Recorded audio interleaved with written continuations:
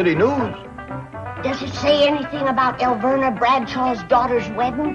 Don't say nothing about it on the front page. But it says that Shorty Kellums has sold the Silver Dollar City Hotel. No. Yep. For an undisclosed sum. But nothing about Elverna's daughters getting married. Don't see it yet. Oh, Granny, guess who's here? Mr. Kellums. Shorty? Yes, sir. Just drove through the front gate. Recognized his car. You mean he drove all the way to California? Well, you can't blame him for that, Granny. Shorty's got one of the finest automobiles in the hills.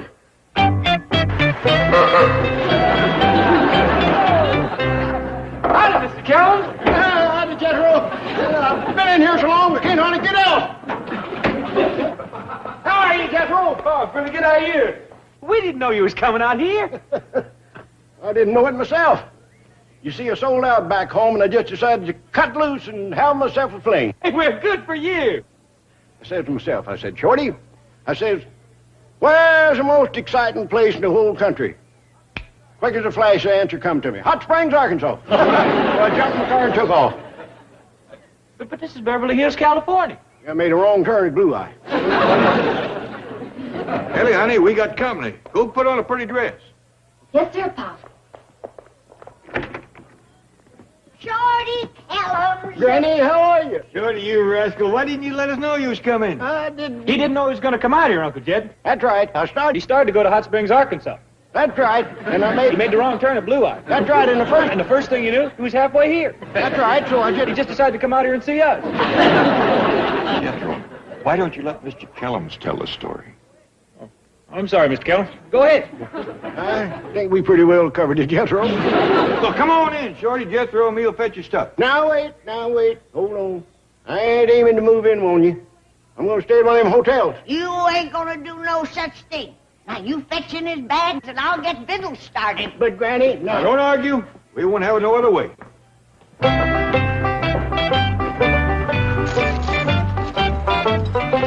Kid, I'll have to unlock that. I got my fortune in there. Fortune, huh? Yeah, well, you know, I sold out lock, stock, and barrel back home. My hotel, my silver mine, my house, and land, and everything except my car. As the fella says, I got all my money tied up in cash. Must be considerable. Kid, I can live like a king for the rest of my life on what's in that bag. $1,380. You boys enjoy your coffee. I'm going to the root cellar and get a jar of my special homemade pickled pawpaws.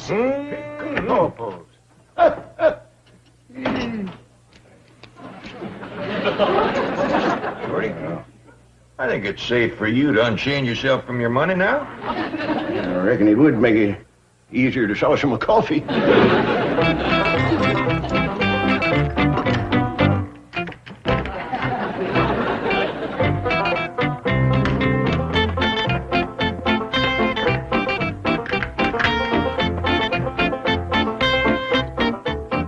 You know, Jed, I'm glad I wound up out here. All my life I want to see Hollywood. It's a right interesting place. You've been out here going on to 8 years now. That's right. You must know your way around pretty good. I reckon. How about taking me with you tonight? Where to? The party. What party? The wild party. What wild party? The wild Hollywood party. All right, I'll take you. I'll take it. Where's you gonna be? Don't you know? I ain't never been to one.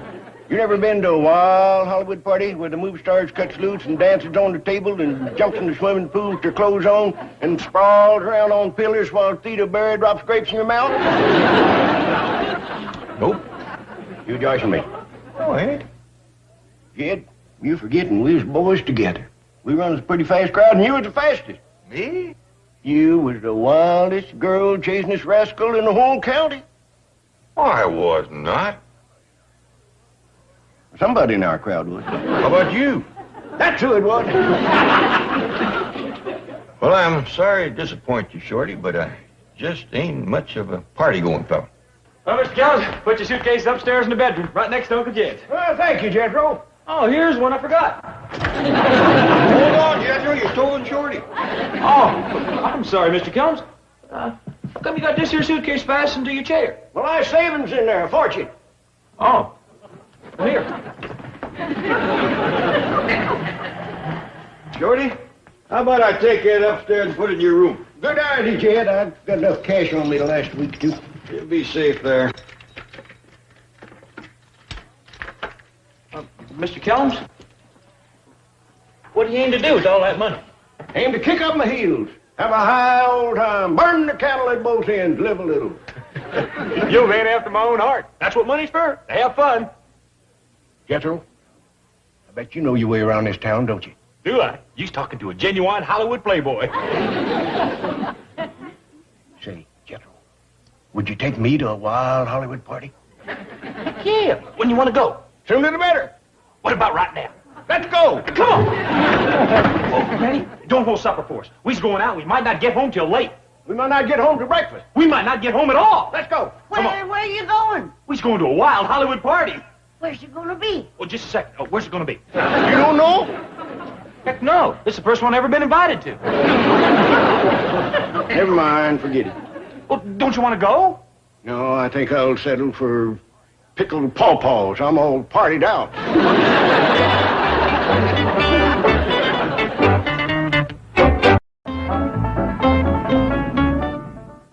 Wait, have you seen this financial statement? Jed Clampett's fortune is now in excess of $90 million. That should make you very happy. Happy? I'm delirious. Drive me up there so I can tell him the good news. Right, Chief? You know, I ought to take Mr. Clampett a gift by way of celebration. We'll stop and pick up a box of cigars. Thanks for the ride, Shorty. Sure, thank you, Mr. Kellums. Yeah, thanks a lot. What do you think of Beverly Hills, Shorty? Ain't a bad little town at all. Some of them hotels we seen's real whoppers. Even bigger than the Silver Dollar City Hotel, huh? Live in Silver Dollar City. Hey! Was that door unlocked all the time we was gone? Sure, Shorty. My money! My fortune! My life savings! Every penny I got in the world! What's the matter with Shorty? He's afraid somebody took his money whilst we was gone. I feel a lot better if he put that money in a safe place like Mr. Drydale's bank. Or better yet, my root cellar. You think that's safer than the bank vault? Jed, I've got goat cheese that's been in that cellar for 8 years. Nobody ain't ever touched it. Nobody can get close to it. The bag's here. Now I gotta check and see if my money's been took. What's going on? Shorty's fixing to count his money. Jethro, you get a shotgun and stand guard at your front door. Ellie Mae, you take the back door. Jed, you cover the windows. You ready? I think you'll be safe. Go ahead. Okay, I'll change it.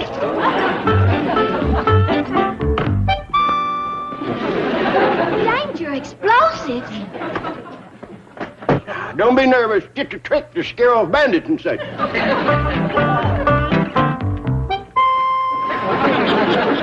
Beware rattlesnakes. Just another trick.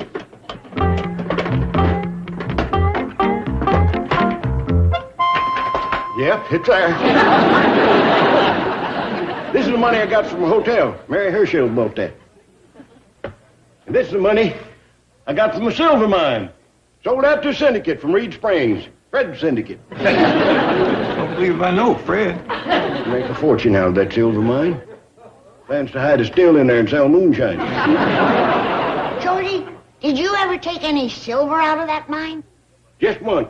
Found a spoon somebody dropped. This here's the money I got from a house and land. Looks like you got yourself a dandy nest egg. You ain't seen the big money yet. Papa gave me this, 19 and 29, just before the big crash, and said, son, hide that away. So it's been hid in the silver mine ever since. He must have known the crash was coming. He did. That man always did have his ear to the ground. Yep, had dirty ears, but he never went broke. You young'uns ain't never seen money this size. Look at the difference. That's when a dollar was a dollar. How many of them big bills you got, Mr. Kellum? 200. I'll see who's at the door. Don't open it till I get my money hid.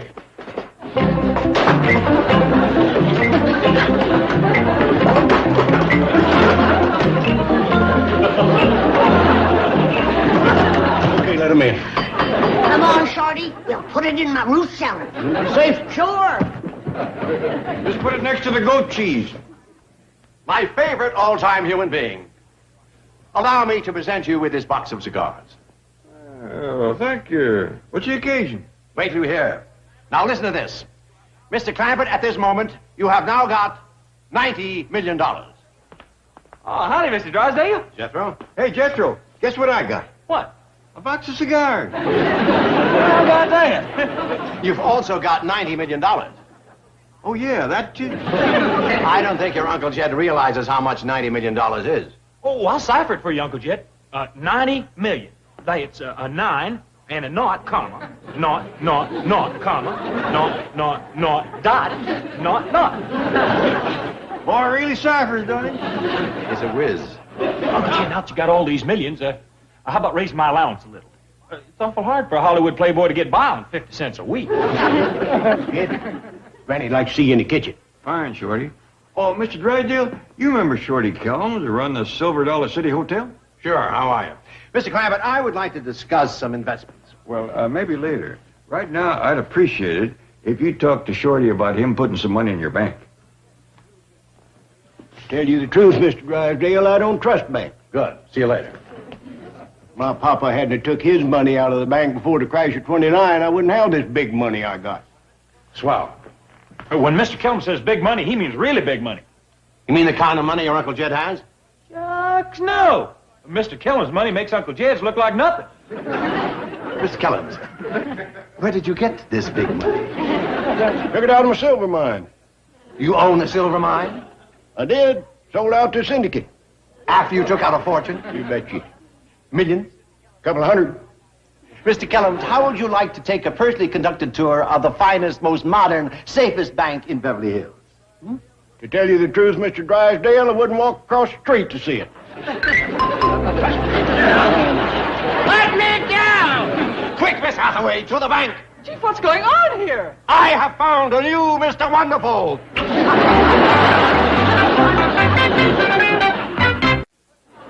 Jed, make him put me down. I don't want to see his bank. You love it, Mr. Kellum. It's beautiful, just like your money. Open the car door, Miss Hathaway. Jed, make him turn me loose. He's got a death grip on me. Turn him loose, Mr. Drysdale. Of course, Mr. Clampett.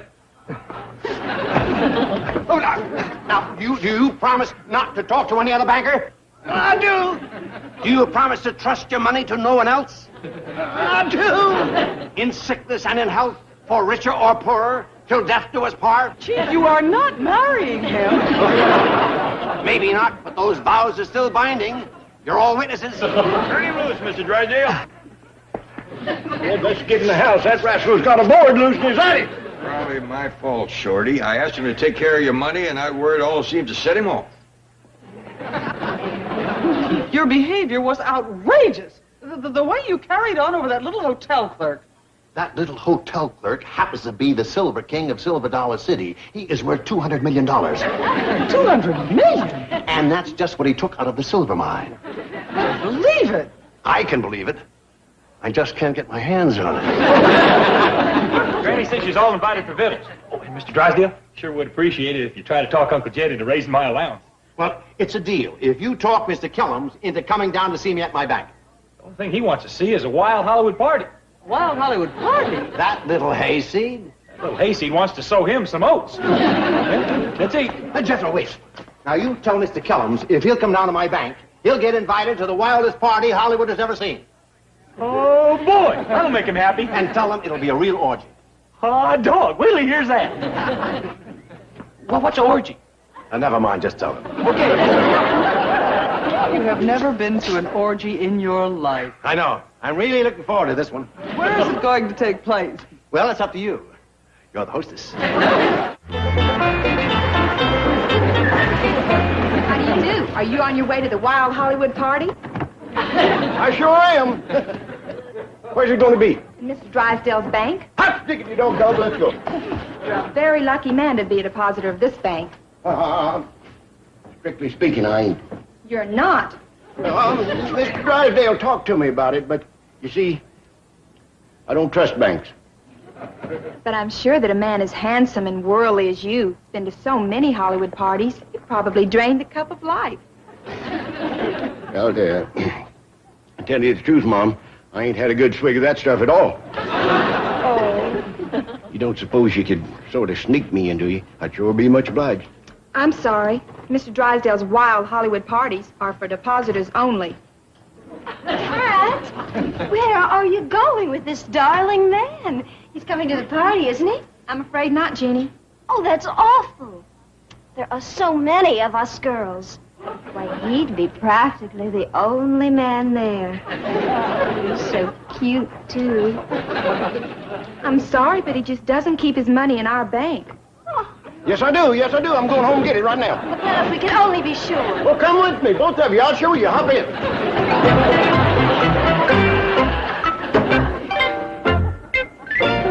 Okay, it worked. Now get those costumes and props. Tell the girls in the secretarial pool to report here for orgy duty. Oh,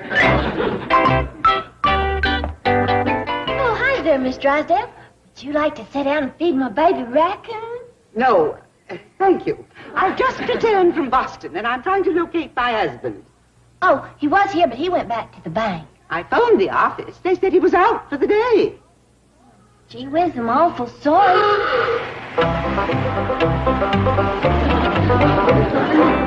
Hey, Annie, you want to go to a wild Hollywood party down Mr. Drysdale's bank? I'll thank you. You there. Me, Mom? Yes, come here.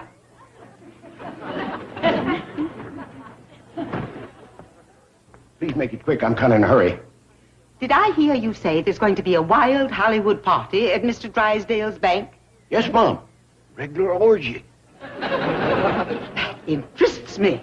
I'm sorry I can't invite you, but you see, it's Mr. Drysdale's party, and he kind of likes his women, young and flashy like them two and sitting in the car. A couple of dandies? Here, the bank is just crawling with fillies like that. I find this absolutely fascinating. I'll get your hopes up, but I'll put in a word for you. What's your name? Mrs. Drysdale. Forget it. You wouldn't want his mother there.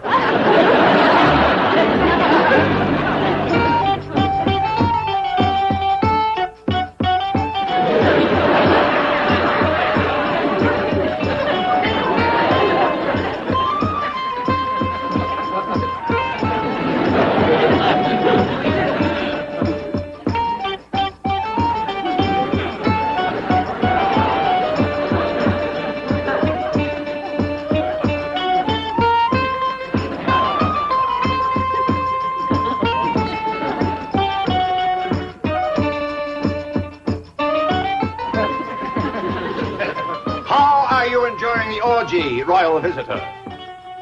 Ain't bad at all, but I'm getting mighty full of grape. How about you laying here for a spell? At once, Marcus Aurelius. What'd you call me? He was the wealthiest man in Rome. Would you like to sit upon the throne of Caesar? If it's all the same with you, I'd rather dance them girls. They are here to please you. Girls, dance with the noblest depositor of them all.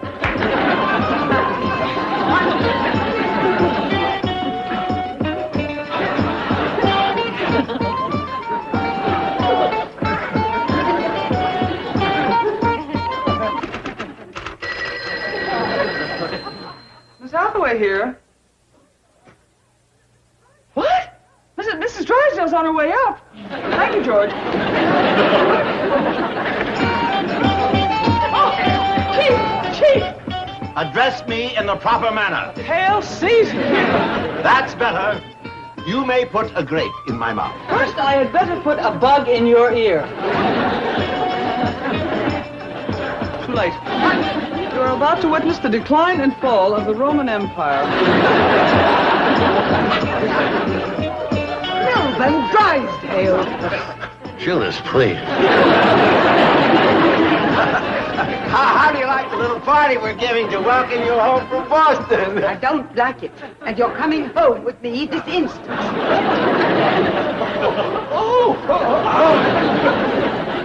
Too bad he's got such a strict mama. Well, on with the orgy!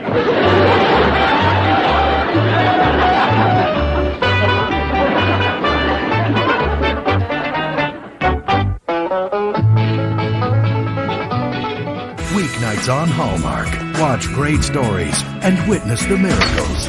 Imagine that. Touched by an Angel. Weeknights at 8 on the Hallmark Channel. He's got a soft spot for hard cases, but uncovering the truth could be murder. Not trying to obstruct justice, are you?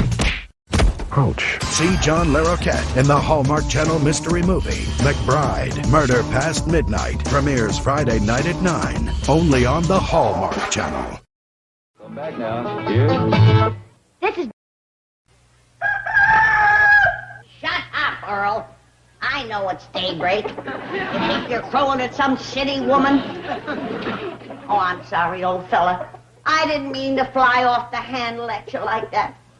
But I didn't get 1 week of sleep last night, and I'm on edge this morning.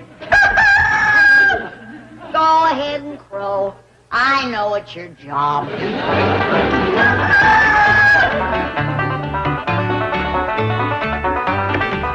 Morning, Granny.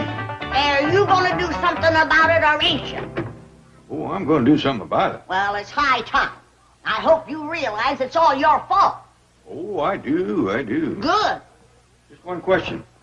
What is it that's all my fault that I'm going to do something about? It's Shorty Kellums, that's what. He's been in and out of this house all night, one date right after the other, carrying on like a young tomcat. Well, Granny, I wouldn't fault Shorty too much. He ain't never been out of the hills. He just come down here to Hollywood to have himself a little fling. A little fling. Do you call driving up to our front door at 4 o'clock in the morning with a young woman sitting out there smooching? Do you call that a little fling? You seen him, did you? With my own 2 eyes. I was shocked. Granny, I didn't think you could see out front from your room. That's got nothing to do with it. It was the most disgusting, disgraceful sight. I wanted to cover my eyes. Why didn't you? Cars that have fell off the roof. You just happened to be sitting up there on the roof at 4 o'clock in the morning. Don't try to change the subject. Somebody's got to protect the morals of the young folks in this house. Do you want them to see Shorty's shameful carryings on? I don't reckon they did. Unless they was sitting up there on the roof with you.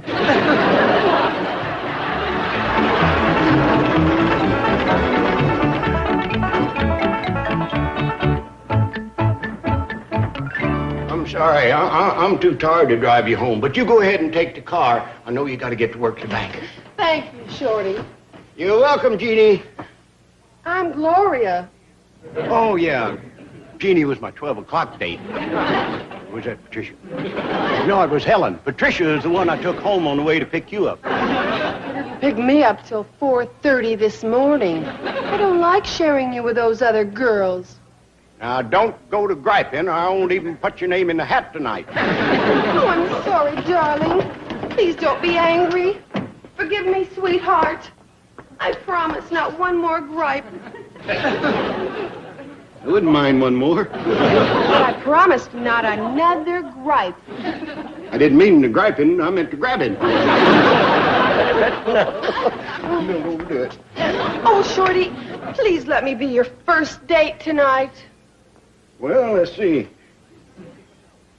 I can give you 6:30 to 8:30. That's so short. So am I. You looking for quality or quantity? Quality. I'll take it. Girl, I'll pencil you in. Oh, thank you, Shorty. And please don't be sensitive about your height. I ain't. I could have been tall, but I turned it down. Oh, you're a riot. I'm mad about you, Shorty. We'll see you tonight, sweetheart. Angel doll. Who's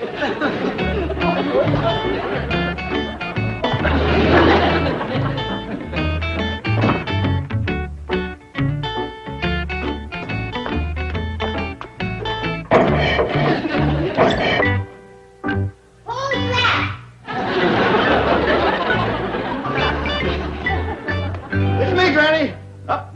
as usual. Beautiful morning. I'd have been down sooner, but I was doing my deep breathing exercise. I heard you panting. No. Had a good night's sleep, did you? Oh, yeah. I'm full of ginger. Oh? Was that her name? You ain't fooling nobody, Shorty Kellums. Shame on you, Tom, catting around all night. Now you come to the kitchen. Jed has a few words to say to you. Damn, Jed. Granny caught Shorty sneaking in, and she's really giving him the dickens. Where are they? She's dragging him toward the kitchen. I think she's gonna whoop him. Maybe you best go outside. Hey, should I cut her a switch? Maybe she's gonna turn him across her knee right here in the kitchen. Here he is, Jed. Give him what for. You gonna whoop him, Granny? It's up to your Uncle Jeff. Uncle Jed, you gonna whoop him? Wait outside, Jethro. Oh, let me watch. Outside, get... Fire, Ellie used to watch when I got a whooping. I never get to have any fun. All right, you naughty little rascal. Tell Jed where you was all night. Well, Mr. Drysdale threw this wild Hollywood party down to his bank, and all the girls just seemed to go crazy for me and wanted to know what I was doing after the orgy. What's a orgy? Oh, it's fun, Jed, fun. There's all these girls, real beauties, and they plays music and dances and drops grapes in your mouth. Get to last night. Well, anyways, every one of the girls wanted to date with me, but there's about 8 of them, and I ain't as young as I used to be, so I only dated 4. Keep going. Well, I took out the first girl from 6 to 9, and the second girl from 9 to 12. Just a minute. Didn't I hear you rousting around my kitchen about 9? Yes, Mom. I got a mite hungry, so I snuck a cookie out of the cookie jar. And I took out the second girl, and we danced till 12. And then? I come back and snuck another cookie. Then I took out the third girl, and we didn't get back till 4. She like to never turn me loose. Then you snuck another cookie. Yes, Mom. And then I took out the fourth girl, great big rascal, like to hug me to death. And we just got home. All right, Jed, you heard him. I sure did. You gonna do something about it? I sure am. Come here, Shorty. Jed! You ain't gonna hit him with that skillet. Heck no, I'm gonna fry him some eggs. He can't keep going like that on cookies.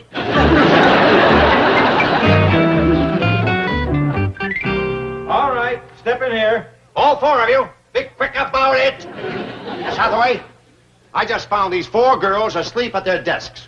I expect disciplinary action to be swift and severe. See to it.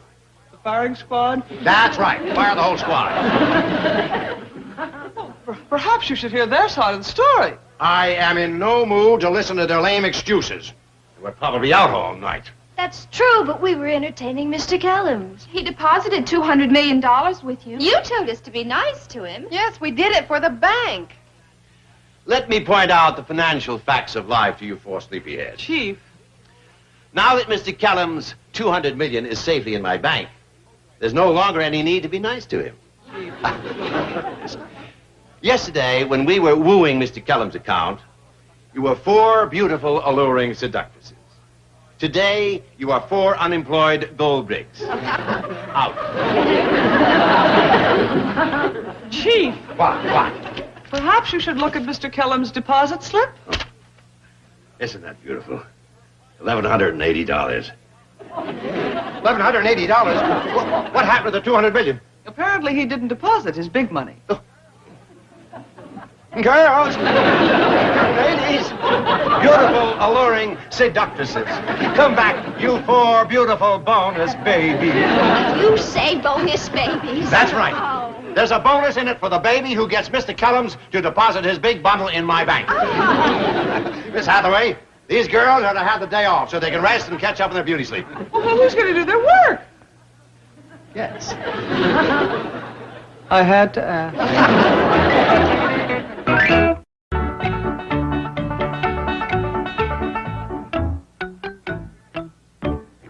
Hey, Shorty! What you doing? Oh, Jethro. I'm sneaking my $200 out of Granny's root cellar. And if she sees me, she'll give me the dickens again. Did she whoop you? No, but she's mad enough to. Hey, why'd you take it out of the root cellar? It's all I got left. I put the rest of my money in Mr. Drysdale's bank. Shorty, is these them big dollar bills you had hidden in your mind for 40 years? You don't want to spend these. No, I don't want to, but I got 6 days tonight. I might have to blow a couple of these. Why don't you draw some money out of the bank? Jethro, as tired as I am, I don't dare go down there. Them girls will pounce on me like chickens on a grasshopper. Tell me your secret. Why is all them girls after you? Well, best way I can explain it is some's got it and some ain't. I got it. Trouble is, I just got too doggone much of it. Hey, Shorty, girl on the phone wants to talk to you. See what I mean? Won't give me no rest at all. Oh, hi, Shorty, darling. This is Gloria. Listen, I'll bring your car right over. I don't need it. But I need you, honey lamb. Every moment away from you is torture. Oh, Shorty, when you say my name, it just gives me goosebumps all over. In your case, that's a lot of goosebumps. He's big and Jed. What's that, Gloria? You'd like to take me to Las Vegas? You'll love Las Vegas, Shorty. They have wonderful shows and big, beautiful swimming pools and the cutest little wedding chapels. Now, we'll talk about it when I get there. Oh, hi. You big sneak. You're out to marry that rich little rube. That's the laugh. Can you imagine those two getting married? Yeah. They look like Mutt and Jeff. For $200 million, I'll walk down the aisle on my knees. Oh, come on, Shorty, please. Tell me your secret, huh? Jethro, leave me alone. I'm tired. I need my rest. I got a big night ahead of me. That's what's driving me crazy. Look at the two of us. I got the size, I got the looks, I got the youth. And I got the girls. Oh, there he is. Rainbow. Doll baby. Come down, Shorty, darling. Girls, I'm kind of bushy. Why don't you entertain Jethro here whilst I catch a little nap? Yeah, here I am. Entertain me. Get lost, kid. One side, Junior. Out of the way. Hey, how about you entertain me? Later, I'll read you the comic. I'm tired. Granny, darling, how's my favorite girl? Don't you touch me, you dirty old man. It's me, Milburn Drysdale. You mean Milburn Orgy. It was you that started Shorty Kellums down the primrose path with that wild Hollywood party. Oh, It was you that introduced him to them hussies that work at your bank. Granny, they're the nicest girls you'd ever want to meet. I just met 4 of them, and they almost trampled me getting at him. Oh, you must be mistaken. Why, they're not aggressive or pushy. They're sweet young doves.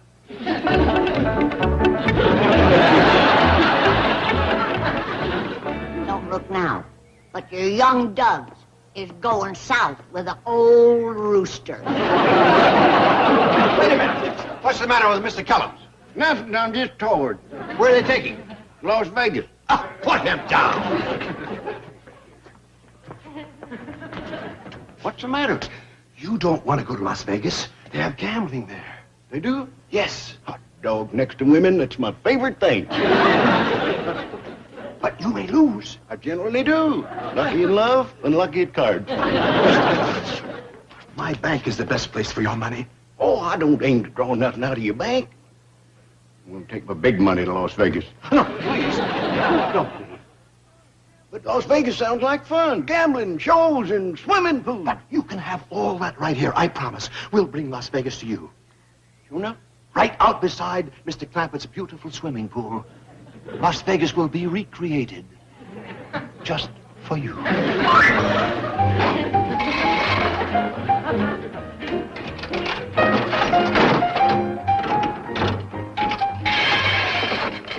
Is this a stroke of genius, Miss Hathaway?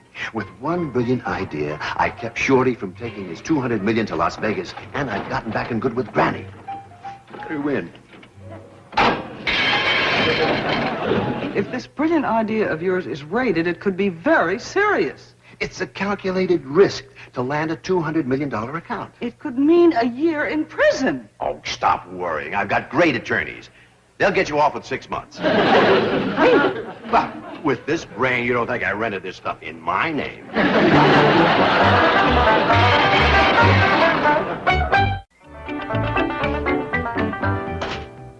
Have you seen the disgraceful carryings-on down at the cement pond? No, Mr. Drysdale asked me could he have a little do for Shorty, but I ain't... It's shameful. There's machines down there that cheat you. That's where I got this wheelbarrow full of nickels. Oh, it looked like you got cheated. Well, I did. They promises you fruit. Cherries, oranges, plums. But all that comes out of the darn things is these nickels. Hi, Uncle Jed. Granny? Hold on, boy. Where do you think you're going? I'm going up to the swimming pool. Sounds like he's having fun down there. Jethro, you don't want to go down there. Why not? It's no place for a boy like you. There's girls running around with little short skirts, and there's other girls wearing nothing but skimpy little bathing suits, and there's some girls that don't Now, even... Granny, I don't hardly think you're discouraging the boy. All right. Jethro, I got a chore for you. I want you to count them nickels for me. Okay, Granny. Right away. Now, where do you think you're going? I'm going to count him out by the swimming pool. You count them in the parlor. Then I want you to take them to the market and buy that fruit I was cheated out of. Gee whiz. I never get to have any fun. The whole place is crawling with girls, and I wind up with a bunch of nickels. You have got to do something about Shorty. He's acting plumb loco. Yeah, does seem like Hollywood is going to his head, mate. Send him back to the hills where he belongs. He just got here. Besides, he's bound to slow down pretty soon. If he don't, he's going to collapse. I'm a doctor, and I know that there's just so much that a human body can... Hold on. Where do you think you're going? Out to the pool to join the fun. You ain't going to have no fun out there. Why not? 'Cause you ain't going. The dice for Mr. Kellums, please. I left all my money in the house. Oh, well, allow me. $20? Oh, what's $20 between a banker and his biggest depositor? I kind of doubt if I'm the biggest. I'm only 5'3".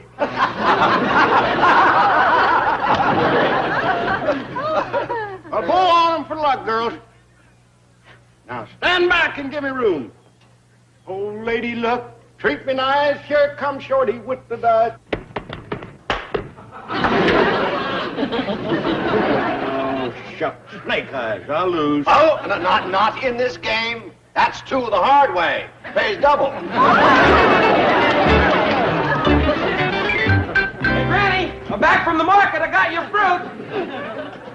Granny, Uncle Jed. Howdy, Jethro. Hey, miss, how about I join you out by the pool? I'm an awful good swimmer. I can stay underwater for 2 minutes. Try for 5. How about I join you out by the pool? If you like fancy diving, you can watch my swan dive. I would watch it if it flew backwards. Back to the fun. Shorty, Shorty, hey, you can't keep going like this. It's going to catch up with you. You're probably right. You got to start tapering off. Good idea. Now, I can help you by taking some of them girls off your hands. It's a deal. Hey, how soon will you need me? About 6 months. Don't keep the girls waiting, Mr. Kellums. Jethro, where does Mr. Kellums keep his money?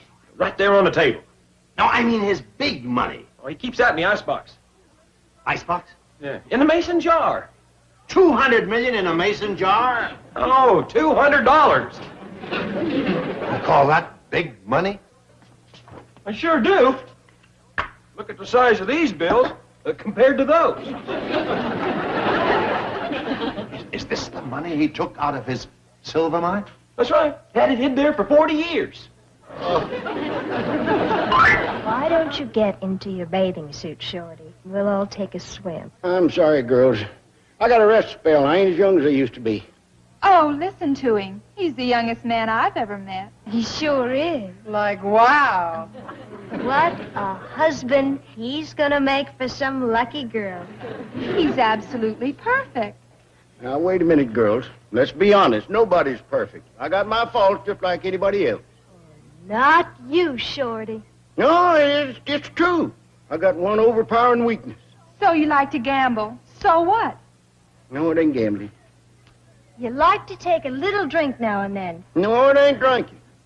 I know what your weakness is. You could never be true to your wife. But who expects you to be? You're just too much man for one woman. Yeah, but that ain't my weakness. Well, what could it be? Tell us. Girls, step over here right away. I've got to talk to you. We'll be back in a minute. Party's over. That clown hasn't got $200 million. He's got $200. Oh. Get your things. Back to the bank. Girls, I didn't get to tell you my weakness. It's checkers. Sometimes I wake up in the middle of the night with an overpowering desire for a game of checkers.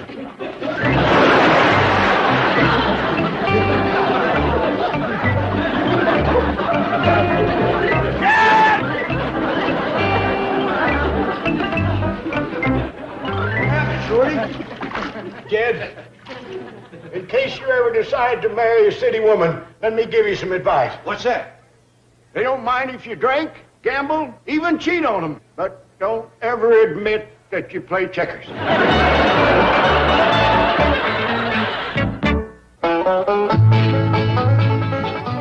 Weeknights on Hallmark. Watch great stories I'm an angel. and witness the miracles. Touched by an Angel. Weeknights at 8 on the Hallmark Channel. A hard land robbed a woman of her dreams. Together, they'll find something they never expected.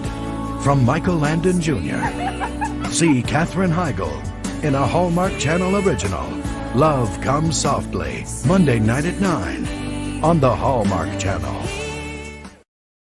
I'll come back now. Here.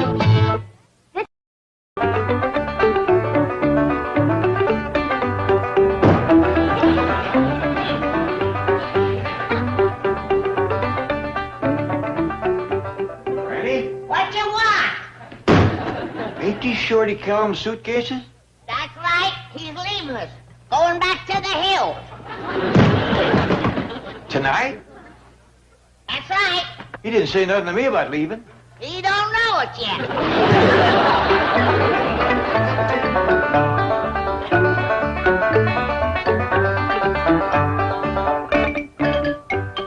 Granny, I know you're might upset that Shorty has been kicking up his heels, running around with girls, staying out late.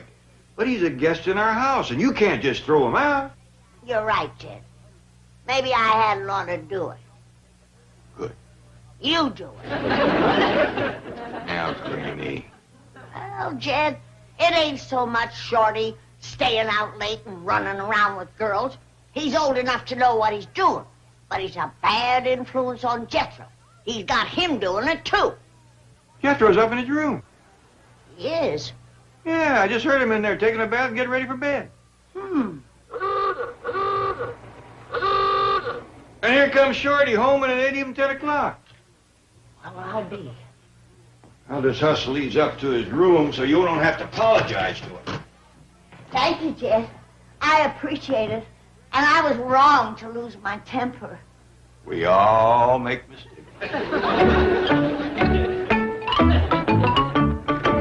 Treat 'em mean, treat 'em rough. Here comes Shorty with the stuff. Hollywood Shorty, that's my name. Hugging and a kissing, that's my game. Come on, Jethro, time to swing. Two guys apiece, ring-a-ding-ding. Don't wait up for us tonight. Won't be home till broad daylight.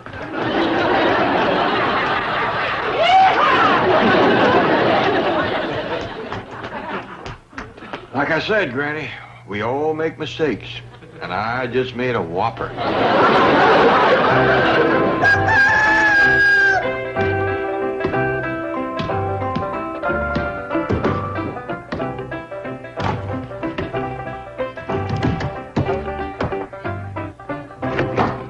Morning, Pop. Morning, Ellie. That act sure sounds like you're getting the workout. I ain't never seen such wood chopping in all my life. I gotta give Jethro credit. Out all night and chopping wood before breakfast. That ain't Jethro. It's Shorty. Shorty? Why in the world is he doing Jethro's chores? He was out all night, too. Can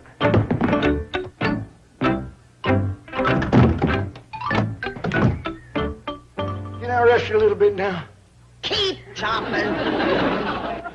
Granny, have a heart. Look, I got blisters on my hand. You'll have them someplace else if you don't get back to work. Easy now. That rock salt and bacon rind smart.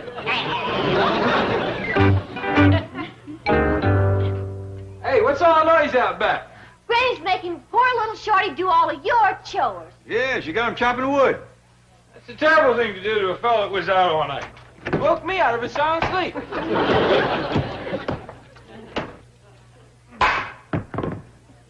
Well, Jethro, am I glad to see you? Did you chop all this wood, Shorty? Every stick of it. Granny's been holding that shotgun on me for 2 hours, making me work my fool head off. Will you take over? Sure, I'd be glad to. I'll watch him, Granny. He makes a break for it. Give him both barrels. Salt his shanks for him. I will. As quick as he splits all that wood, I want him to spade up my tater patch. I'll see he does it. Jethro, after last night, I thought we was friends, pals. We is. Up to it, pal. I'll guarantee you one thing. Hollywood Shorty ain't going out tonight. The way you're working him, he'll probably go to bed right after he gets done eating supper. Correction, when he's done washing dishes. When I'm through with that bushy-faced little banty, he won't want to go no place but back to the hills where he belongs. I feel awful sorry for poor little Shorty. Me too, but ain't no use arguing with Granny. When she makes up her mind about something, she ain't easy to talk out of. About as easy as talking a bulldog out of a bone. The best thing we can do is to be extra nice to Shorty. Gotta make up for Granny. I'll do it, Paul. I'll be real nice to him. I bet you mighty tired of chopping wood, Shorty. I'll tell you the truth, Ellie Mae. If the warden's deputy wasn't holding a gun on me, I'd go over the wall. Jethro, you put that gun down and go chop that wood so Shorty can rest. Did you hear that, Shorty? Is that funny? I'm sitting there with a shotgun, and this dumb old girl cousin of mine thinks she can order me around. Is she dumb or is she dumb? You're dumb. D-U-M, dumb. Don't mess with him, Ellie Mae. He's big as a moose and twice as strong. Appreciate what you're trying to do. No, don't tangle him. Oh, I can't look. You can look now, Shorty.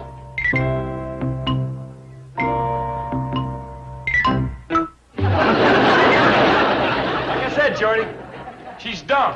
Awful strong, but dumb. Don't you call me dumb. Well, you are. How do you expect me to chop wood hanging up here? Randy around? No, come on in, Shorty. Listen, Jed. I'm going down to Miss Drysdale Bank and draw out my money. How come? This Hollywood nightlife's kind of expensive. Them 4 girls last night cost me a bundle. Was them girls from Mr. Drysdale's secretarial pool? No, that's what you call go-go dancers. Go-go? And before I knew it, my money was gone. Chief, these girls are here from the secretarial pool to collect their bonus. What bonus? The bonus you promised us for being nice to Shorty Kellums. You threw him in the swimming pool. You call that being nice? But that was after you told us he didn't have any money. We were being absolute dolls, and then you called us aside, remember? Party's over. That clown hasn't got $200 million. He's got $200. Oh. Get your things. Back to the bank. Oh. Girls, I didn't get to tell you my weakness. It's checkers. Sometimes I wake up in the middle of the night with an overpowering desire for a game of checkers. Okay, so I told you we didn't have any money. You didn't have to throw him in the pool. We settled for that. Gloria wanted to drown him. Girls, you've just used up your coffee break. Back to your desk. No bonus? No bonus. Scram. Oh. You know, you're a bit of a rotter, you are. I was counting on a few extra pounds to help me out. You're from England. That's right, London. Oh, and you'd like a few extra pounds? Oh, I'd love it. Eat lots of starchy foods. That was the cheapest, rottenest, most despicable act I have ever witnessed. Thank you. I feel if a thing is worth doing, it's worth doing well.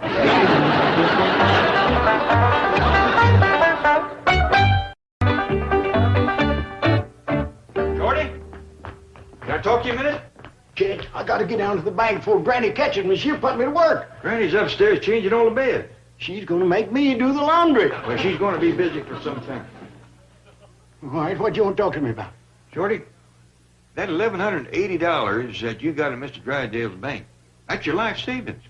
Yeah, Well, you don't want to spend all that on women. I don't intend to. I'm gonna take the $800 I got for the Silver Dollar City Hotel and reinvest it. Good. I'm gonna buy the Beverly Wilshire Hotel. I don't think I'd count on getting that for $800. That's a big rascal. If I have to, I'll go to 9. Cash talks, kid. Shorty, let's call Mr. Drysdale and meet with him. He's awful smart about money matters. All right, but I'm still taking my money out of the bank. Only put it in 'cause the secretary's so sweet to me. Now they've turned sour, I'm getting it back from the old miser. Mr. Drysdale? Mr. Drysdale? This here is Jed Clampett. Oh, yes, Mr. Clampett. What can I do for you? Could Shorty Kellums and me come down to see you? Why, of course. Listen, I know you got a secretarial pool down there. That's right. You tell them 4 girls of yours not to throw me in it. They like to drown me yesterday. That the reason you and Mr. Clampett are coming down here? Yeah. Well, listen, if I get them to call and apologize, will that satisfy you? No, he's coming down to draw out the money. What? The whole kit and caboodle. You right down, Mr. Drysdale? Mr. Clampett, don't take your money out. Mr. Clampett, I'm sorry your friend got thrown in the pool. Please, ma'am. Girls, angels, beautiful goddesses, I beseech you, let bygones be bygones. Have mercy on an old man. All right, that's enough. Let's forgive him. Oh, thank you. I feel cleansed and purified in the gentle rain of your kindness and mercy. Girls, angels, now that I have humbled myself and you have forgiven me, might I ask just one small favor? Sure. What is it? Well, just in case Mr. Clampett and his friend Mr. Kellums come to the bank, and mind you, it's 1,000 to 1 chance, but just in case they do show up, will you be nice to them, especially to Jed Clampett? Who's Jed Clampett? He's the funny old geezer with the torn hat and raunchy clothes who talks with a hillbilly drawl. He has $90 million. Right. He's that distinguished-looking gentleman with the casual wardrobe and darling rural accent. Please be extra nice to him. What's in it for us? Do we get a bonus this time? Of course. A bonus of my undying gratitude. Try again. The gratitude of the entire bank. One more time. The satisfaction of having performed an act of loyalty. You're not reaching us, Governor. Wait a minute. $100 apiece. Nice going, Ducks. You just reached us. Howdy, everybody. There he is. You living doll. Sweetheart. Dreamboat. Done forgive me for liking checkers.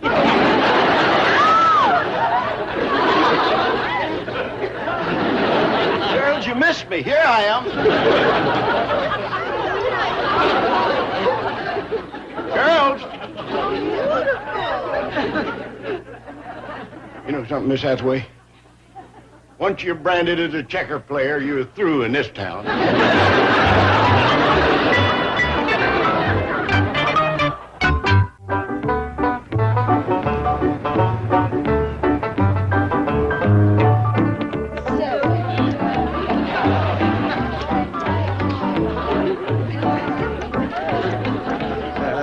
There's plenty of room on my lap, Gloria.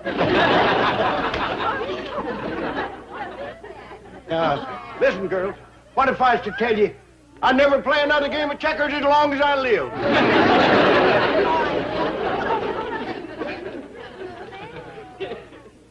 I never seen anybody carry a grudge like them four girls. Oh, Mr. Drysdale, I'd like to draw out my $1,180, please. Fine, fine. How much Hathaway take Mr. What's-his-name down to the cashier and get him his money? Oh, just one question.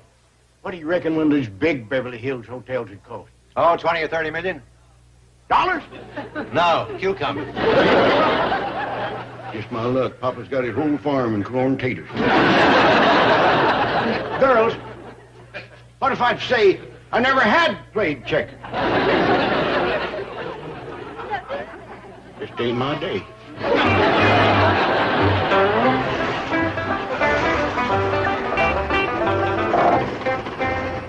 Kid, tell me something. Is city women generally as fickle as them girls down Mr. Drysdale's bank? Well, I wouldn't know about all city women, Shorty. But I got to admit, them four is fickle. Friendly, but fickle.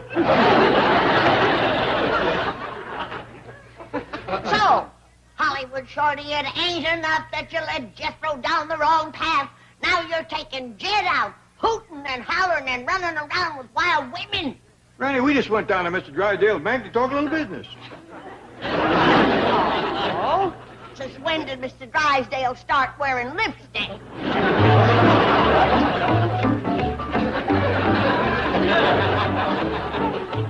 I think I better go wash my face. Hold on, Playboy. You got something to wash, too. Me? You.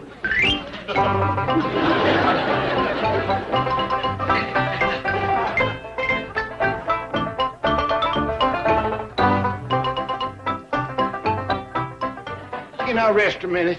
Keep scrubbing. That lye soap of yours is awful strong. Maybe it'll wash your sins away. It might could.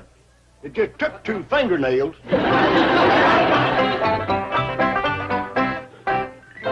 Granny, we got a washing machine out there. I got one right in here. Hold the gun on him, Jed. I'm going out back, stake out my garden. I'm going to have him plow. Quick as he's done ironing. I'll watch him. Kid, if I'm going to do any plowing, I want to do it back home on Papa's farm, where there's room for a couple of 100 acres of cucumbers. Things are worth their weight in gold. Shorty, speaking of your Papa's farm, that's going to be yours one of these days soon, ain't it? Yeah. You ever think about getting married and settling down back there? Sure. Trouble is, I doubt if any of these city girls would want to live there. I'll marry a hill woman. They make the best wives anyway. Oh, but you had these city girls that's a doggone much prettier. Mr. Joe, has Granny got you doing the washing? I'm afraid so, Ellie. Well, you just sit down and rest, and I'll do it first. Oh, bless your heart, Ellie Mae. You're a sweet thing. Shorty? Besides being sweet, wouldn't you say that Ellie Mae is kind of pretty? Prettiest thing I ever seen. Well, she's a hill girl, born and raised there. Doggies, you're right. You take my word for it. Hill girls can be just as pretty as city girls any day of the week. And a heap better workers. And not so fickle. Yeah, you done opened my eyes. And I'll be beholden to you forever. Paul, come here quick. What is it, Ellie? Shorty Kellums has asked me to marry you. I found this here note under my door. My dearest darling angel of the hill, I have been a fool, running around with city women. But now my eyes is open. And I know that you is the only one for me. Will you marry me and come live on my papa's farm? Yours truly, Donald J. Kellums, Jr. P.S. I would have proposed in person, but I couldn't get up the nerve. What should I do, Paul? You just stay out of sight for a while, darling. I'll talk to Shorty about this. Shorty? You mind coming over and sitting down for a minute? You and me has got something serious to talk about.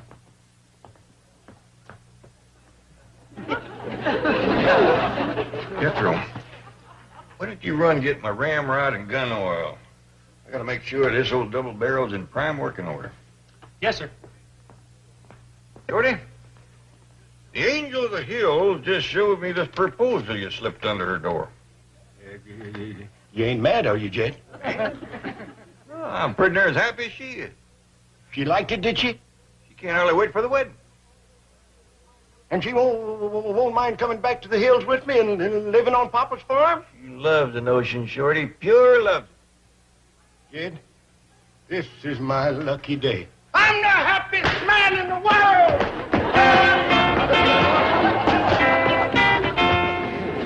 Congratulate me, Jethro. I'm marrying into your family. Is that true, Uncle Jed? Sure is. Shorty put it on paper and slipped it under his lady love's door. Congratulations, Shorty. Granny's gonna make you a dandy wife. Yeah. Did he say Granny? That's what he said.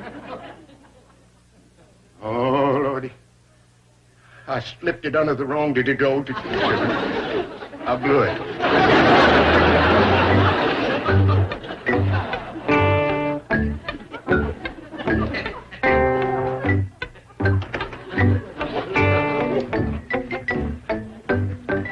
Where you going, Shorty?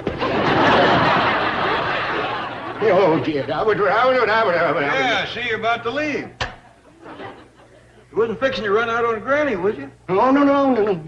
Oh, I bet I know. You're going back to the hills to fix up that old farmhouse for a honeymoon cottage, and then you're going to send for your bride. You took the words right out of my mouth.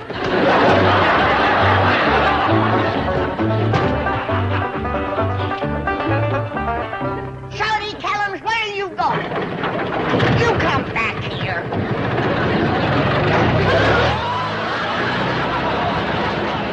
He ain't running out on that plowing job.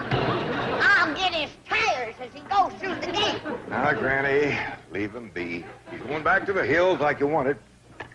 Wonder what made him decide to leave so sudden. I think it was something I said.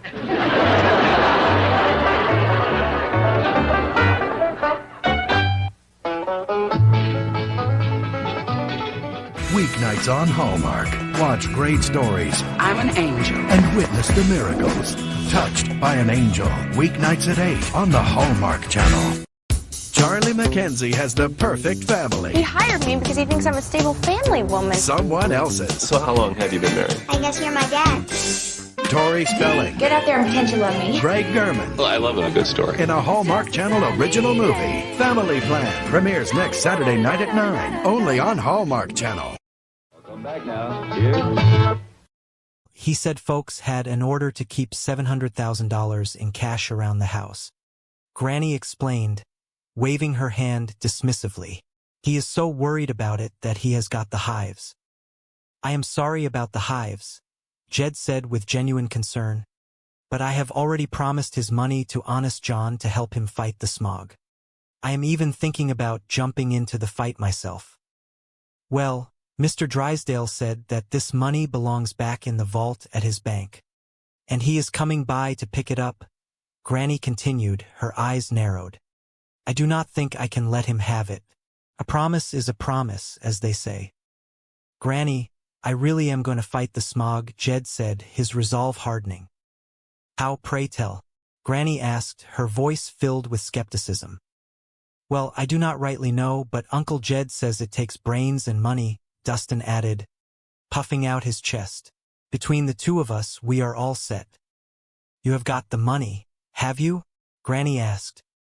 No, I am supplying the brains, Dustin said, tapping his forehead with a confident air. Sitting up here between these ears is a real brute of an idea. The only brute you have sits here at the end of your nose, Granny retorted, but she did not stop there. I think we ought to encourage the boy, Jed. He does not know smog from applesauce. I do so, Dustin argued. I listen to the reports all the time. Why, today we are having light eye irritation. But that does not worry me, because I have dark eyes.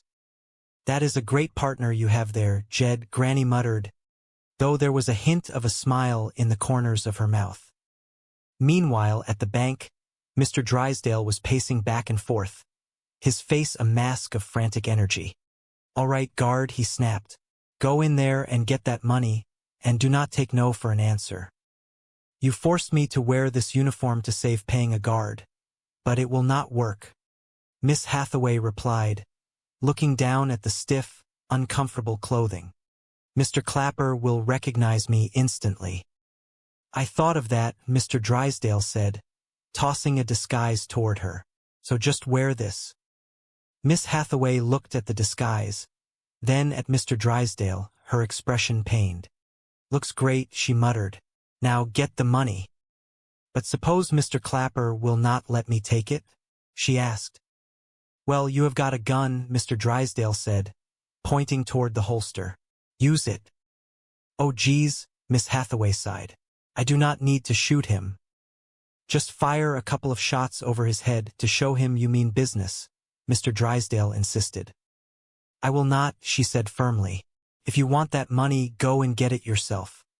"A fine guard you are," Mr. Drysdale muttered, shaking his head. When they arrived at the Clampett residence, Mr. Clapper was waiting. "Mr. Drysdale, I thought I heard somebody," he said, his voice wary.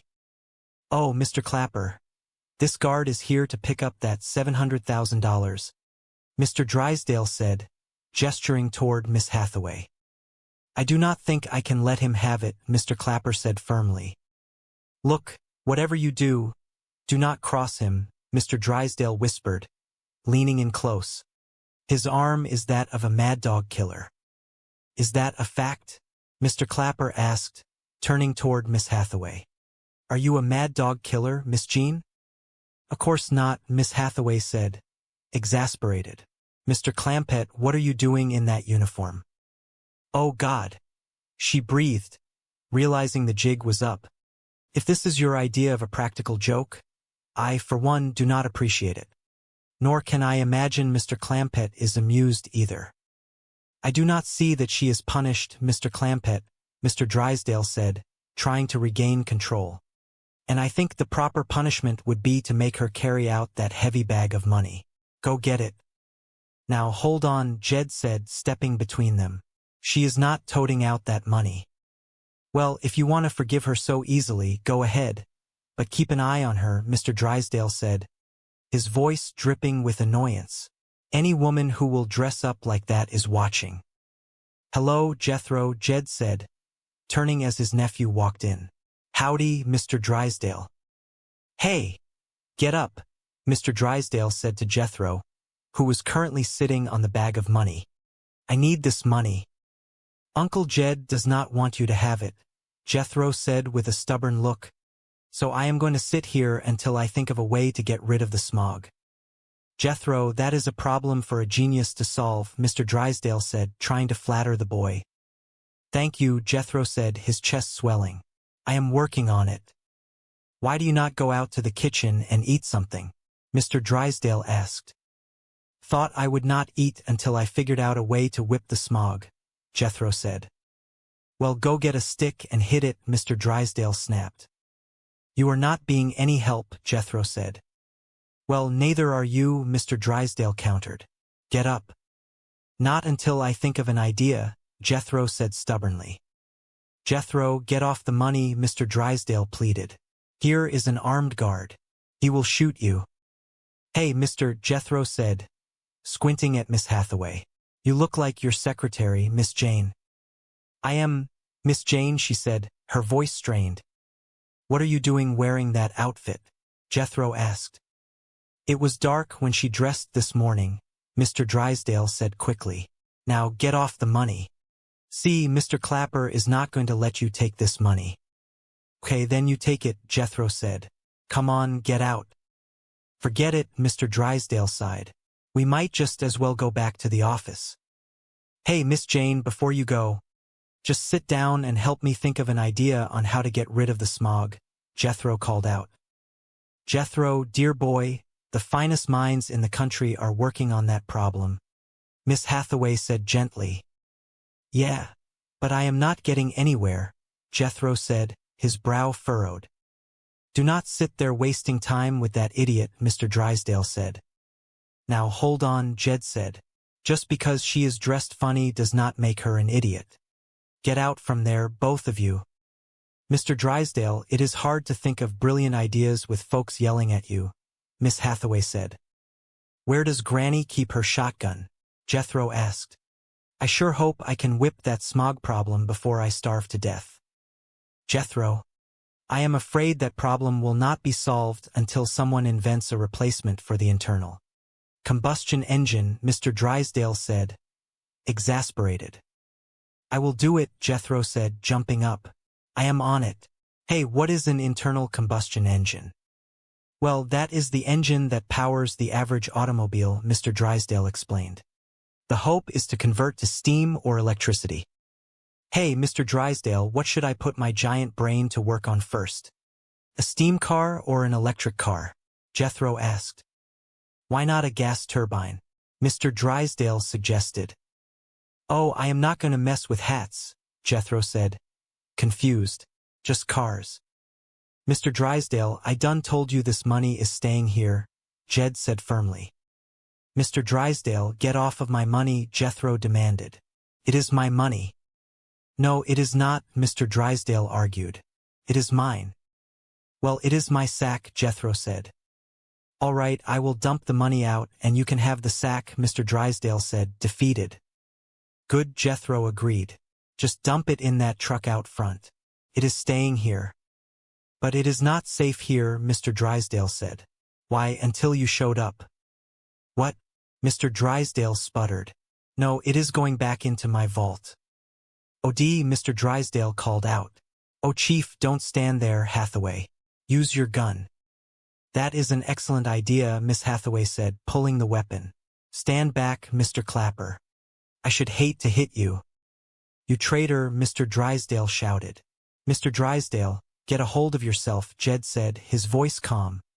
I done promised this money to a fellow that is going to get rid of all the smog. Not Jethro, Mr. Drysdale asked. No, Jed said. This fellow is going to drill a tunnel through the San Bernardino Mountains, put in a great big fan, and draw all the smog out of Los Angeles. But that is a preposterous idea, Mr. Drysdale gasped. Yeah, we like it too, Jed said with a grin. Mr. Clapper, go after that milk. He has got the best appetite of the bunch.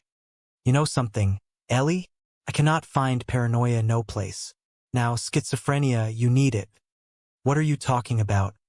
Remember in the soccer ward when they said we was either paranoids or schizophrenics? Well, this here map of the world does not show neither one of them coming. Who cares? We is Americans. Come on, Theodore. Now you can curl up on a bed and take a nap with George Washington. I am paranoid, but no paranoia. Come in. Excuse me, sir. If you are finished, I will take the dishes. Oh, sure. Help yourself. Tell me something. Do I look foreign to you? No. Why? Some folks think we is a family of paranoics or schizophrenics. What folks? The ones that had us at the psycho ward. They had you at the psycho ward? They picked us up just as we was moving into the White House. Oh, well, that is a shame. I, hope you enjoyed your lunch. Oh, yeah. The first two was real good. I could not finish the third. So, well, I may give part of it to Theodore Rosenberg. Sorry. Hey, will you all be quiet? You are going to wake up George Washington. George Washington is sleeping in there, right over yonder. Abraham Lincoln and Jefferson Davis is in that room. Swell. Glad they finally made up. Oh, howdy, Mr. Waiter. Guess what, young UNS? I just bought the Capitol building lock, stock and center. And if the price is right, he is going to buy the X-ray and the M-scrape. That is the Washington Monument and the Lincoln Memorial. Oh, Mr. Waiter, this here is my granny and that is my pal. That figures. Uncle Jed, that Washington Monument is a real moneymaker. Why, they get 10 cents a head just to ride up in the elevator. I ain't buying it to make money, Jethro. I am going to turn the whole thing over to the United States government. Can we go along, pal? You take the young UNS, Jed. I have got some sheets to wash. Come on. Honest John is waiting to take it. Well, Mr. Clampett, how do you like it? Real fine, And that sure is a dandy elevator ride for 10 cents. Now that you are buying it, you can ride free. My doggies, the M-scrape is pretty as the X-ray. And it is all yours for the bargain price of $1 million. Hey, Uncle Jed, now that you bought the Supreme Court building, can I be a judge? How about that, Honest John? It is a sentence. I will talk to the president. But, Honest John, what would I do with a Pentagon? We will figure something. It is too good a bargain to pass up. Shifty, I have been worried out of my mind. Relax, boy. Chief La Salute has returned triumphant. Are you ready? You are looking at $10 million in Paleface Swamp'em. 10 million? And you wanted to quit with 2. Look at this. Smart control. The White House, the Capitol, Washington Monument and Lincoln Memorial, the Zoo, Supreme Court Building, the Pentagon, Dulles Airport, Library of Congress, the Potomac River. You got $1 million for the Potomac River? Well, it was so polluted I let it go cheap. Why? Shifty, I have got to hand it to you. Good idea. That will be our champagne and caviar. Who ordered that? I did. I thought a little celebration is in order. Commune. Excuse me. I am looking for some kittens. Mr. Honest John. Calumet, do not find one of your kittens. Honest John. Well, would you look at this? It is Honest John and Sitting Hawk. Yes, ma'am. Honest John, I sure never expected this. Well, you see, you have got to be the nicest man that ever lived. Well, you see, what have I? What? Who else but you would take in a poor old Indian woman who ain't got no place to pitch her teepee? What? Ain't I always said it? The man is a living saint. He is the salt of the earth. One of nature is nobleman. I do not know what to say. You do not need to worry, Honest John. You speak with deeds of kindness. I am going to. Of course, you are the greatest American I know. Please do not say that. It is not true. It sure is. That is a fact. If everybody was like you, there would not be no wars or riots. All God as children would love one another like they were meant to. Stop it, will you? We ain't said half enough. Why, you must be the finest man that ever lived. Look, you want to know the kind of man I am? I am a confidence man. That is the truth. We got nothing but confidence in you. You do not know what you are saying. I do not, huh? When you are the only man that a 150-year-old Indian will trust. You are something special. All right, want to hear something? This woman is my wife. Did you hear that? This blessed man married this poor old hag to make her last days on earth happy. Listen to me. We work together. We are Confederate. Glory be, if all the people were like you, the South will rise again. Oh, God bless you, honeymooners. Granny, I think we had best get out of here before we all go to ball. Wait a minute. Here. Take your 10 million back. Why? It is yours and hers. We do not want it. We do not need it. What is the matter? Was it something we said? It is everything you said. Here. Well, I am not taking it back. Well, I am not keeping it. Happy New Year. Well, if all that, let us go in the other teepee. Well, if that does not beat all. It is our own fault, Granny. We overpraised him. You just cannot do that to a modest man. Well, come on, everybody. Well, now it is time to say goodbye to Jed and all his kin. They would like to thank you folks for kindly dropping in. You are all invited back next week to this locality to have a heaping helping of their hospitality. Hillbilly, that is, set a spell. Take your shoes off. You all come back now. Here. This has been a Filmways presentation. In the heart of the bustling, smog-filled city, where the shadows of towering skyscrapers stretched long and thin, the Clampett family found themselves in the middle of a peculiar adventure. Jed, the gentle patriarch with a heart as vast as the prairie, sat on his front porch, his brow furrowed in thought. Beside him, Granny, as feisty and sharp-tongued as a cactus in the desert, was busy with her morning chores, though her eyes frequently darted toward the busy street. her hands busy with a feather duster that seemed to have a life of its own. Elmer, a small, bustling creature that resided within the cabinet, scurried about with a purpose that was entirely his own. Dustin, the youngest member of the household, watched the little critter with wide, curious eyes. It was a marvel, truly, how that raccoon fur was far more efficient than any ordinary feather for picking up the fine layer of lint that seemed to accumulate in this strange new home. Jed watched them both, a slow, knowing smile spreading across his face. Uncle Jed, do you reckon that old Honest John is ever going to come back for his $700,000? Dustin asked, his voice full of youthful wonder. Well, now he's that way, Jed replied, his voice a calm rumble. It is a mystery that even the smartest city folk might find hard to unravel. Could I have it as an advance against my allowance? Dustin pressed, his eyes twinkling. 50 cents a week? Jed chuckled, a sound like dry leaves rustling in the wind. That would take a fair few years to pay back, my boy. I'm young, Dustin countered. You ain't that young, Jed said with a wink. Besides, Honest John needs that money for a very important cause. He is going to fight the smog. The smog, Jed repeated, looking toward the distant horizon where a haze clung to the tops of the buildings like a thick, gray blanket. It is a dandy cause, indeed. They say that to whip it you need brains and money. If it is that simple, we have got it made, haven't we? I reckon we have got a leg up on it, even if we are just humble mountain folk. Fine, Ellie, Jed said as he stood up, brushing the dust from his trousers. Elmer and me will get busy upstairs. Oh, Jed, Granny interrupted, her voice a sharp crackle. That reminds me, Mr. Drysdale called, and he said he was coming by to pick up that money. How come? Jed asked. Well, convinced that you own the entire District of Columbia. So, I have only sold them one little parcel.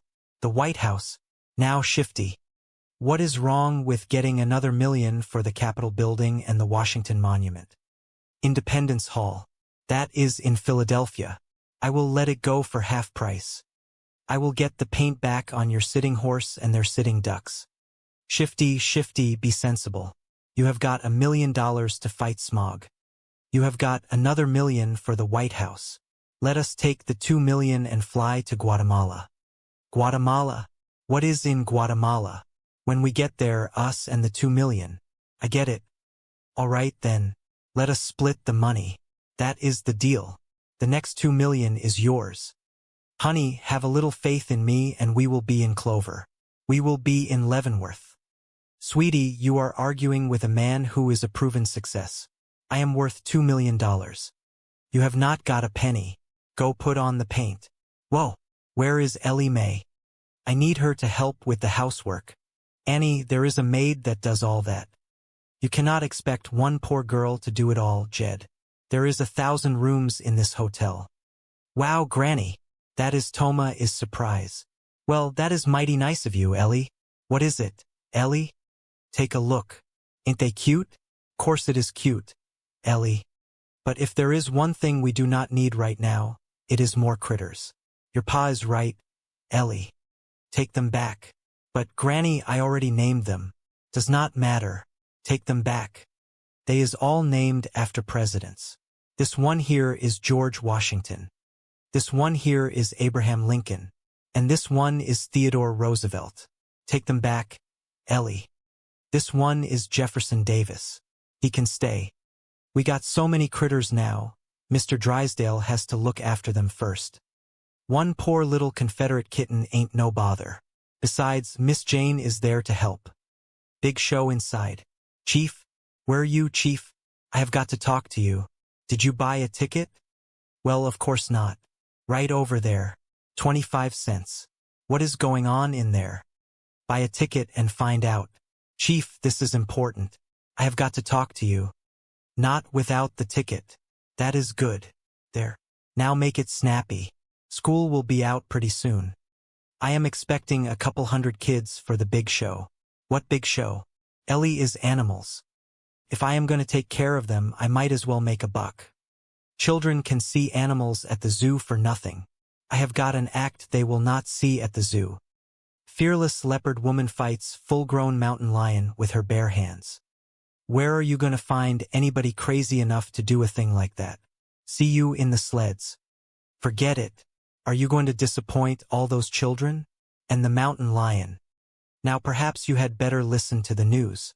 Washington, District of Columbia Bank just phoned. Jed Clampett has written checks for $2 million. $2 million? Who did they met out to? Cash. The bank simply wanted to know if they were good. Well, I hope you told them no. Chief, I cannot lie. You cannot lie. You cannot fight mountain lions. What do I need you for? Well, for one thing, to take care of the bank while you are putting on kiddie shows. Do not knock it. 200 kids at 25 cents a throw, that is $75. That is $50. So you caught me. You would be surprised how many people do not. Now hop on a plane to Washington and bring the Clampetts home. Well, what do I use for money? Oh yeah, I forgot. Here is $500. Bring back the change.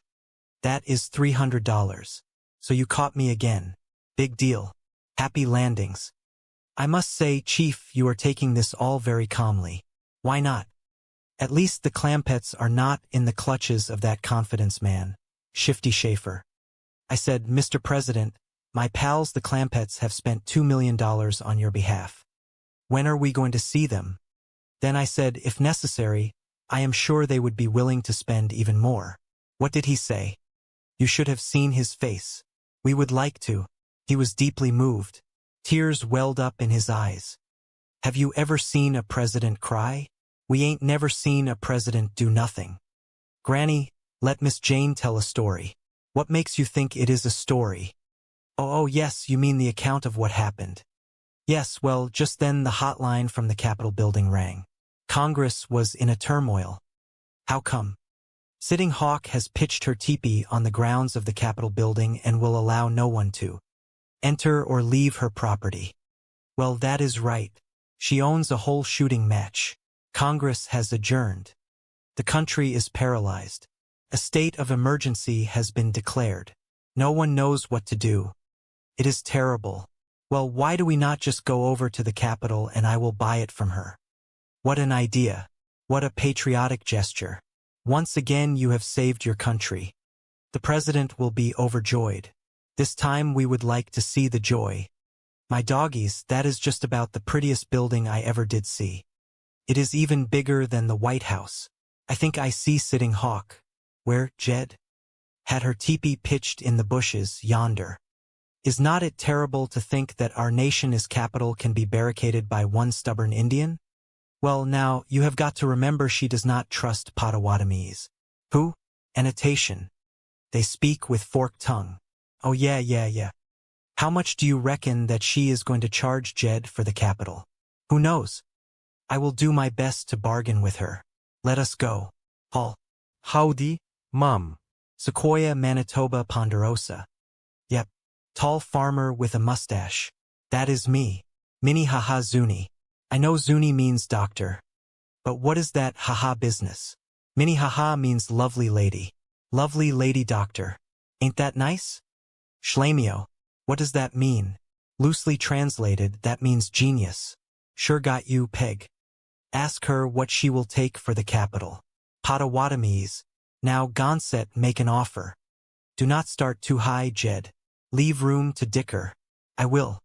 You want me to loosen her up with a shot of fire water? No. Well, honest, John, I paid her 1 halogany for the White House. Ask her if she will take that for the capital. We can try. Chickasaw, Wichita, halogany. Walker, Finoke. What did she say? I am afraid there is no polite way to interpret that. I take it she would tear me down. Very rudely. Powwow, wigwam, Tacoma, halogany. She is asking $2 million. Tell her to go Okefenokee. Granny. Well, honest, John, if that is her rock-bottom price, I reckon we will have to meet it. Tacoma, halogany. Tuscaloosa. It is a deal. Shall I, give the check to Princess Sutton Hawk? No, no, no. There is a special congressional committee to handle the acquisition. Make your check payable to Committee Acquiring Senate Headquarters. That is a lot to write. Could I not just use the initials again? Good idea. The Washington short form. Committee Acquiring Senate Headquarters. Well, what do you know? Comes out CSH again. Honest, John, if Jed is buying the capital from Sutton Hawk, why cannot she get to keep the money? She will, but first Congress has to convert it to buffalo hide. Well, there you are, Slimiel. What was that? Oh, the Indian word for genius, yeah. Now can we get to see the president? Of course. First, however, Sutton Hawk has authorized me to offer for sale several other choice parcels of local real estate. Ixnay? That is the Washington Monument. Ixnay. Amscray. What is Amscray? That is the Lincoln Memorial. She will only sell them if you take them both. She does not want to break up a set. Well, I reckon it would not do no harm to look at them. Well spoken, my friend. Guatemala. Guatemala pronto. What did she say? She does not want to sell the airport. But if she closes it down, where will people land? Oh, we got to have an airport. Yes. Now look. You two stroll over and take a look at the capital. I will reason with her in her native language. See you at the hotel. Sure do hope you can get her to Poughkeepsie, to Guatemala. I will do my best. So long, Sitting Hawk. Do not take any wooden buffalo hides. You will not. Look at Theodore Roosevelt. To this very day, to be taken in is to be shapered. Look, Jed. I think I see her. Is that her Ernest John? Yep. There she sits in front of her lonely teepee. The last of the noble Columbia Indians. The ancient and venerable Princess Sitting Hawk. Does she sit there all the time? Day and night? Winter and summer? Rain or shine? She keeps silent vigil over home. You think they would let her stay in a White House? It is on her land. On the contrary. Why, they have cannons to keep her out. Well, if that does not beat all. Cannons to keep out a poor old 150-year-old Indian woman? You cannot hardly blame her for feeling spiteful. Is that why she wears all that war paint? Would you not if somebody pointed cannons at you? Now, you have sympathy and understanding for her cause. She is going to like you. I feel it. Can we go talk to her now? I will ask her. She has agreed to a powwow. Chattanooga. Choo-choo. Paleface Cayuga. What did you say? I told her you were very friendly. Good. Paleface Sequoia. She says you are tall. She likes that. Paleface Anderosa. She likes your mustache. Paleface Tippecanoe. Shoshone too. She says you are a combination of Lincoln and Roseland. That is right, Cayuga of her. Paleface Potawatomi. No, Potawatomi. What was that? She wanted to know if you are a politician. Tell her I am a farmer. Paleface Manitoba. Tallahassee. She is very pleased. Tell her I am a doctor. Paleface Squazuni. Azuni. She is very impressed. I did not get no Tallahassee out of her. Tallahassee. That is better. Saskatchewan. She has invited us to sit down. Well, maybe we better get down to business. Ask her if she will sell me the White House property. I will do that. Tell her if she does, I will do my best to shape her. What? Take her into the White House. Oh yes. But, Jed, we ain't been tooken ourselves yet. Do not worry, dear friends. Before this day is over, I promise you we will be thoroughly shaped. What is Sitting Hawk doing in there? She is getting help from the spirits. Well, she ought to lay off. Sounds like she has had enough. Oh no. She is contacting the spirits of her ancestors who have gone to the happy hunting grounds. Asking their advice. I hope they advise you to sell me the White House. First thing I am going to do is take them cannons away. Yeah. Looking down the mouth of a cannon every day must be awful scary. Not the Sitting Hawk. She is fearless. Even General Custer could not drive her from this spot. He tried, did he? Rode in here with his cavalry. Yelling, shooting, waving their sabers. But she never budged. Spunky little woman. A bravey so impressed General Custer that he called her courageous adversary. A name which has stuck to this day. I would have called him a few names. Sitting Hawk got her revenge. She told her cousin Sitting Bull. You know what happened to Custer? Oh yeah, Waukegan. What is that? It is the deed to the White House. Oh good. Sitting Hawk. Poughkeepsie. Paleface Wigwam. Sequoia, Manitoba. She has decided to sell the White House to the tall farmer. Oh, I am right, Tallahassee. Ask her how much she wants for it. Yucca lumpum. Uno allege. He and the spirits have arrived at the price of 1 million. Tell her it is a deal. Caracas. Venezuela. Write the check. Oh, shall I make it out to Sitting Hawk? Yes, but include the name bestowed on her by General Custer. That is courageous adversary Sitting Hawk. I do not hardly have room for that. Just use the initials. That is the custom here in Washington. Courageous adversary Sitting Hawk. Well, what do you know? Comes out just like the other check. CISH. Oh, what a coincidence. Ain't Sitting Hawk going to get the money? Of course, but first I have to change it into beads for her. Here. Here is the one key you get. Howdy. Howdy. We is the Clampetts. This here is Granny, Ellie Mae, Jethro, and I am Jed. Howdy. Howdy. Can I help you folks? Oh no, thanks. We is all able-bodied. The president is going to shave for us. I beg your pardon. Can you keep a secret? I think so. I percept the White House from Sitting Hawk. The whole fool of them. How is he going to give the president his more key gift? And he will be right tally-hussy to get it. Well, we best ask Atcham for a supper table. Hey, can we see the president now? Just a second. I will, see if he is busy. Captain Frank at these gate. I got 4 dingalings here. 'Kay, but hurry. What did he say? He is sending a car for you. Oh shucks. We will walk. It ain't but a couple 100 feet. No. You just stay right here. The president would not have it any other way. Well, that is real Cayuga. Oh, he is very Cayuga. Do you notice anything familiar looking about Jed? Should I? He is Tippecanoe and so show me too. Now that you mention it, he certainly is. It is being Sequoia and having a Ponderosa that does it. But he ain't no pot to what to me. A car is here. Look at that big, fancy limousine. Yeah, we was not aiming to put on airs, but looks like the president will not have it any other way. He is going to get Chafford in style. Yeah, Chattanooga choo-choo. He talks it real good. Does he not? Come on, everybody. Come and listen to my story about a man named Jed. A poor mountaineer, barely kept his family fed. And then one day he was shooting at some food. And up through the ground, come a bubbling crude. Oil that is, black gold, Texas tea. Well, the first thing you know, oh, Jed is a millionaire. The kinfolk said, Jed, move away from there. Said, California is the place you ought to be. So they loaded up the truck in the north of Beverly Hills, that is, swimming pools, movie stars. The Beverly Hillbilly. You wanted to see me, Mr. Clampett? Yes, sir, Mr. Honest John. We had us a kind of a bad experience. Here, in my town, Washington, District of Columbia? Yes, sir. It happened right after I bought the White House from your Indian friend Sutton Hawk. Ah, yes. The last of the District of Columbia Indians. Noble woman. Why ain't faulting her?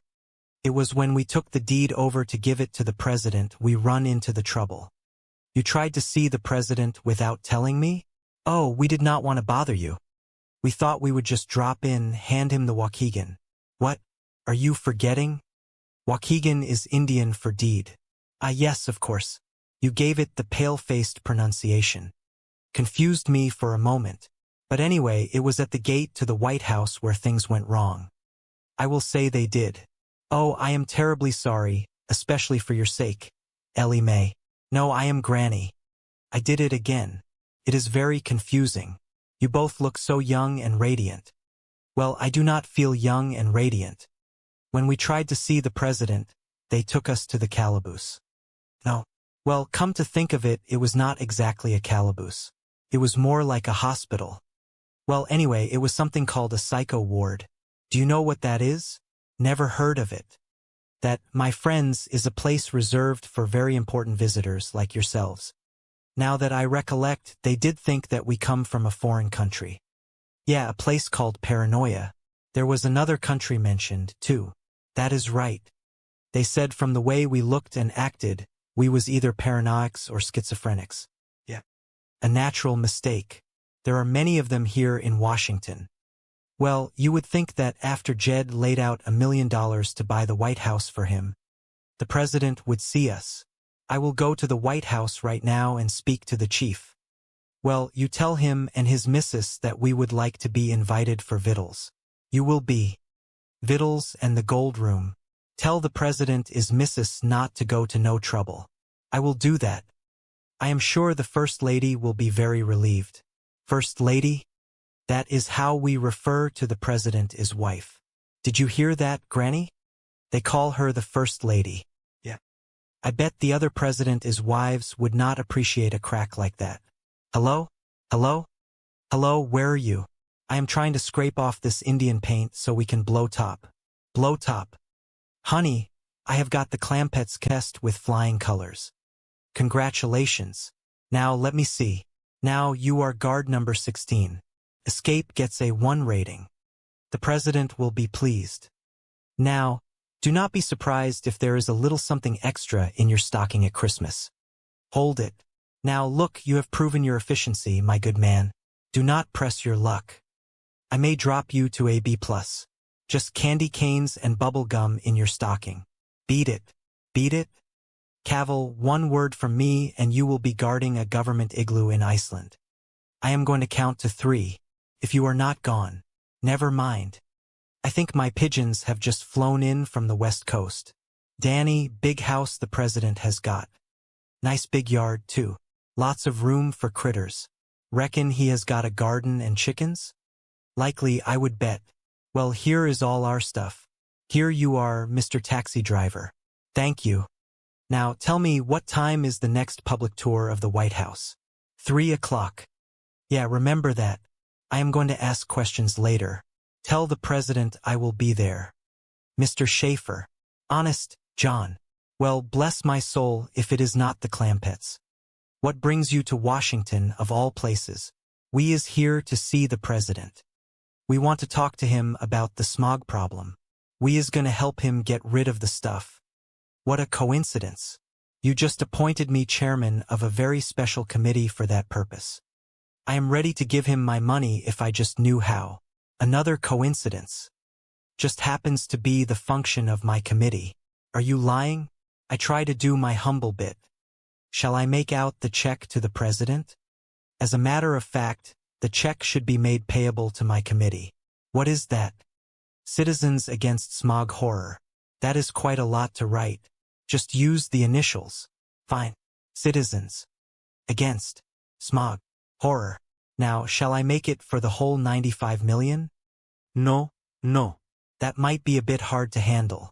What do you mean? Well, you see, other public-spirited citizens not as wealthy as you might be embarrassed and not contribute at all. Oh well, we do not want that to happen. I am glad you understand. Give him $5, Jed. Lots of folks got that much. On the other hand, let us not go too far the other way. A little friendly embarrassment never hurt anybody. How about starting with $1 million? Excellent. Just the right amount to get the ball rolling. That is 1, naught, naught, naught, comma, naught, naught, naught, dot, naught, naught. Boy has got a great head for ciphers, ain't he? He is a real knothead. Well, there you are, Mr. Honest John. I hope that primes the pump. Beautiful. The president will be delighted. Are you going to show it to him? At our afternoon meeting. What time is that again, my good man? 3 o'clock. That will be on time. I am a busy man. You must know the president pretty good. Pals, buddies. Well, why do you not take us to the meeting with you? We would like to say howdy to him. And he would like to say hi-dee to you. Oh golly. However, the Secret Service requires security clearance. Will that take long? Do you happen to have birth certificates, color photographs, passports? And a complete set of fingerprints with you? Why no, we ain't. Well, I am afraid it will take a while. Meantime, I will put you up at a nice, comfortable hotel. Yeah. Taxi. These are dainty fine accommodations, Mr. Honest John. Well, thank you, Mr. Clampett. Here, let me show you something. Here you have a magnificent view over the entire city of Washington. Well, is not that pretty? Granny, believe me, Mr. Honest John is fixing us up real nice here. Well, it is all right, but it ain't like staying at the White House. Sure ain't. They got a kitchen over there where a fella can get a snack when he is hungry. Ain't we going to get to stay at the White House at all?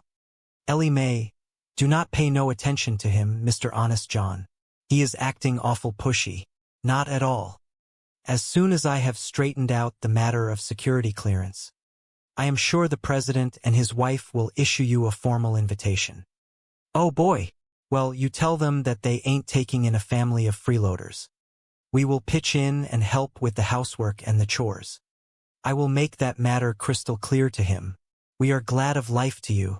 Glad to do it. See you later, friends. Shifty. Baby, how did it go? Like $1 million. And here it is. $1 million. Beautiful. I can have us packed in 5 minutes. Wait a minute. Where are we going? Mexico, Venezuela, you name it. Flo, there are 94 more where this came from. Now, do not get greedy. Let us take our $1 million and play it safe. Baby, this is a chance of a lifetime. Think big. I am thinking big. We could get 20 years apiece. Max, I got those hillbillies in the palm of my hand. They are grapes waiting to be picked. How? Well, I got $1 million for smog. I will get $1 million for something else. How? I will think of something. I will sell them the White House. How? You sound like an Indian. That is it. You are going to be an Indian. What? It is beautiful. They will love it. You are the last of the Columbia Indian. And that, dear friends, is why the president is embarrassed to invite you to the White House. You mean he does not even own the house he lives in? Not so much as a stick of furniture belongs to him. That is terrible. No wonder he cannot ask us to stay. I would feel the same way in somebody else's house. Who owns it? The White House stands on Indian ground. No. Yes, this entire area was once occupied by the Columbia Indians. That is why, to this day, it is called the District of Columbia. Well, cannot the government buy it from the Indians? There is only one surviving member of the Columbia tribe, and she refuses to sell. She? Yes, the ancient and noble Princess Sitting Hawk. What noble mean? Proud and defiant woman. Not all the pale-faced pony soldiers can drive her from the land she feels is rightfully hers. Why will she not sell? Sitting Hawk does not trust politicians. She says they speak with forked tongue. Well, cannot the president get her to sell the White House to him? I have been chief executive since Lincoln has tried. Lincoln? How old is she? Well, no one knows for sure, but at least 150. Indians does live a long time. She would not even sell to Lincoln? Well, she likes certain things about him. The fact that he was tall, a simple man, humble, honest. I would say that Lincoln and Teddy Roosevelt have come closest to impressing Princess Sitting Hawk. She favored Teddy, did she? Well, he was a rugged outdoor man. She admired that. She liked his mustache. She called him chief hair on the lip. Them two was the only ones that come close. Huh? Yes, if there only existed a man who combined the qualities of both. Tall, simple, humble, honest, a rugged outdoor man with a mustache. You are describing Jed? One who had never been involved in politics. That is Jed. Who? Jed Clampett. He is sitting right here. Now, Granny. By charge, I think she has got it. Shucks, no. Did you hear that? Shucks, no. Says everything. He is simple, he is humble, he is honest. He is tall, and he has got hair on the lip. He is our man.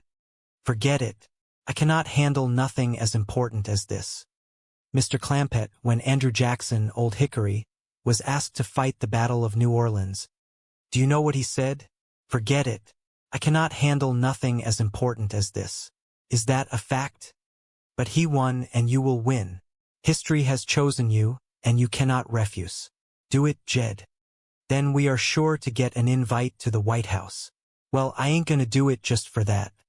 Then you will do it? Well, at least the president is mine. Least I can do is try. Spoken like a true patriot. I will take you to Princess Sitting Hawk and act as your interpreter. You talk Indian? I learned as a child. The tongue of the Columbia Indians was the second language in our home. How come? Well, many moons ago, my family befriended the tribe. When all other palefaces were against them, the Indians knew they could always find refuge in the home of a shaper. It was nice of your folks to take them in. Our name has become part of the Indian language, synonymous with hospitality. Calling you all the way from Washington. The President of the United States is calling me? Yes, sir, Bob. They are bringing the old fellow to the phone, Mr. Little. Isn't he in a straitjacket? Oh, no, he is not dangerous. He just suffers from the delusion that he is worth $95 million. No wonder he is in the funny farm. The whole family. You know, it is wonderful of you to look after them. They are very sweet people. Nothing but sweet. Hurry, Dan, do not keep them waiting. Hey, tell them about my electric car. Hello? Hello? Hello, Judge Clampett speaking. Hello, Mr. Clampett. This is the President speaking. Is that sure enough you, Mr. President? Oh yes, make no mistake about that. I am the President. That is him, all right. Now, Mr. Drysdale has told me of your generous and patriotic offer to donate your entire fortune to the fight against air pollution. Yes, sir, it is only $95 million, but you are sure welcome to it. And we will bring it right to you right there in the White House. The whole family. This here is Granny, Mr. President. I will bring you some pickled pawpaws and some hand-slung chickens. Mr. President, this here is Ellie Mae. Would you like a nice little baby possum to play with? My nephew Jethro ain't here to say howdy, but he is going to drive us all the way to Washington in his brand new invention, the electric car. No, do not come to Washington. We have got enough people like you here already. You public-spirited citizens, well, how do we get the money to you? Well, I am glad you asked me that. I want to make this point very clear. What is the point I want to make very clear? Leave your money in the bank. The Commerce Bank of Beverly Hills, where it will draw maximum interest, a compounded semi-annual. In the care of your wise and friendly banker, Melvin Drysdale. Well, naturally, we will do whatever you say, Mr. President. But the family is going to be awful disappointed. We was hoping to get away to Washington. Oh no, do not try to get away. You will stay right there and do what the nice man in the white coat tells you. Goodbye. Goodbye. What did he say, Jane? He said he does not want us to come to Washington right now. Well, what are we supposed to do, pal? He says he is going to send a man in a white coat to tell us. Jethro, I just talked to the president, and we will not be driving to Washington in your electric car. Just as well, Uncle Jethro. I never found an extension cord long enough to get us there. Mr. Little, that was a magnificent performance, Drysdale praised. Thank you. Well, your impersonation of the president was absolutely incredible. Thank you. I hope to see you again sometime. Take good care of yourself. Mr. Drysdale, are you not forgetting something? Oh, what is that? My fee. Oh, yes. How much is it? Well, ordinarily, I receive $7,500 for a performance. However, in this case, I will cut it in half. How is $3,750? $3,750 it is. 20, 40. Now, you owe me $2.50. No, that is $3,750. 5 minutes work? The president does not get that much, and he is the real thing. Excuse me, Chief. These foreclosures are red. Are you not Rich Little, the impressionist? Yes, I am. Oh, Mr. Little, I just love your impression of John Wayne. Huh? Well, thank you very much, ma'am. Now, let me say that if we had girls like you out on the trail, I never would have given my horse a second look. Oh, that is marvelous. Thank you. Hey, and your Ed Sullivan is an absolute classic. Oh, Ed Sullivan? Wonderful. Would you do me a favor there, young sir? Would you come on our show next Sunday night and bring your stuffed giraffe? Yes. I would love to have you. What else are you going to have on the show? A World War I with the original cast. In living color with a surprise ending. Oh, isn't he fabulous? He certainly is. It has been a real pleasure. Wait a minute. You are forgetting something again. Oh yes, you will see. What are you charging her for Wayne and Sullivan? Oh, nothing. I will accept the same arrangement. Watch this. Do not leave no milk for a spell. We is going to Washington, Granny. Yeah. Well, you are going to Washington. We is? That is what the message says. Have a good trip. Hey, Uncle Jethro, we is going to Washington. We just got the message. What did you say, boy? We is going to Washington. The fellow in the white coat just brought the message from the president. Well, where is he? Yonder he goes. Ain't that the milkman? Being a milkman is what you call a cover. Cover? He is really a secret agent for the government. Is he not? Yeah. I learned all that stuff when I was a double-knot spy. Well, I reckon we best get packing. Should I convert my electric car back to steam? No, I think we better fly. When the president sends for you, you do not want to keep him waiting. Well, if he comes in, will you please ask him to call his office immediately? It is an emergency. Thank you. How do you like it, Miss Hathaway? Chief, where have you been? Shopping. Any messages? Oh, just one, but it is a beauty. The Clampetts are leaving for Washington. What? They are determined to give their $95 million to the president. We have got to stop them. Get rich little back. You are kidding. Huh? Here is a signed check. He can make it out for any amount he likes. I will get up to the Clampetts and delay them until he calls. I made it. They are still here. Clarence. Granny. Ellie Mae. Jethro. There is everybody. Oh, hello, Bessie. Is that for me? How are you? Dear Mr. Drysdale, please feed the critters till we get back. Enjoying your flight? Yes, ma'am. Thank you. We is going to Washington to see the president. We is going to give him $95 million. Oh boy, you know the president? Talked to him this morning. I am fetching him a baby possum. And I am taking him a jar of pickled pawpaws and some hand-slung chitlins. We was going in my electric car, but I could not find no 3,000-mile extension cord. That is very interesting. Young lady, how high would you say we are flying? A lot higher than the plane. The Beverly Hillbillies, I got the wind. Everybody. We are flying over a right pretty town. That there is Washington, District of Columbia. Anybody see the White House? Appears to be lots of white houses down there. Would you fasten your seatbelts, please? Yes, ma'am. We will be landing in a few minutes. You going to feed us again before we land? I am afraid there is not time. You done had 4 meals and 3 snacks. Why, it makes me hungry. But we is landing now. Landing makes me hungry, too. We go straight to the White House, pal? I think so, Ellie. The quicker we give our money to the president, the quicker he can commence fighting smog. Sure, I will breeze him down for supper. I am starving. Jed, if that boy takes his meals at the White House, the president, his wife, will never get out of the kitchen. I can help with the cooking. No, Ellie, I will do that. You make the beds and do the dusting. And Jethro, you can mow the White House lawn and rake the leaves. Let Ellie do that. The president needs me for my brain. Opu.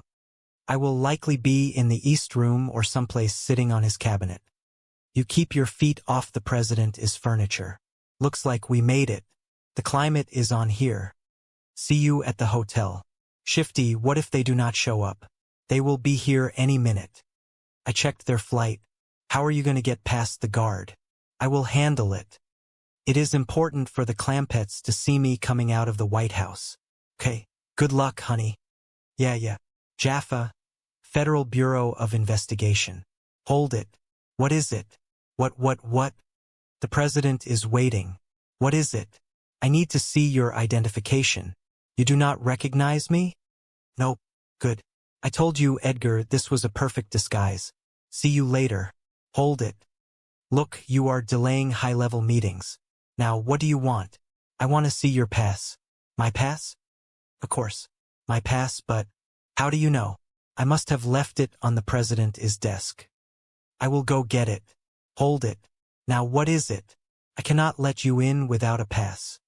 Is that your final word? It is. Excellent. You have passed the test. Putting a hand on his shoulder. I done promised this money to a fellow that is going to get rid of all the smog, Jed explained. Not Jethro, Drysdale asked. No. This fellow is going to drill a tunnel through the San Bernardino Mountains, put in a great big fan and draw all the smog out of Los Angeles, Jed revealed. But that is a preposterous idea, Drysdale sputtered. Yeah, we like it too, Jethro added. Mr. Clampett, the problem of smog is too big to be handled locally. It has to be solved on a national level, Miss Jane corrected. Is that a fact? Jed asked. Only the president can get together the brain power and the vast amount of money necessary. Why, this $700,000 is not even a drop in the bucket, Miss Jane continued. Well, how much does the president need? Jed inquired. Oh, millions, billions, Miss Jane replied. Well, I will just take this chicken feed back to the bank. I will study on it, Mr. Drysdale, Jed said. No, give up, Chief, Miss Jane muttered. No, hold it, Hathaway, Drysdale said, composing himself. I am not through with you. What now? You are guilty of conduct unbecoming an employee of the Commerce Bank, Drysdale declared. Oh, big deal, Miss Jane sighed. For cowardice in the face of action. For failure to obey a direct order. For treachery and insubordination.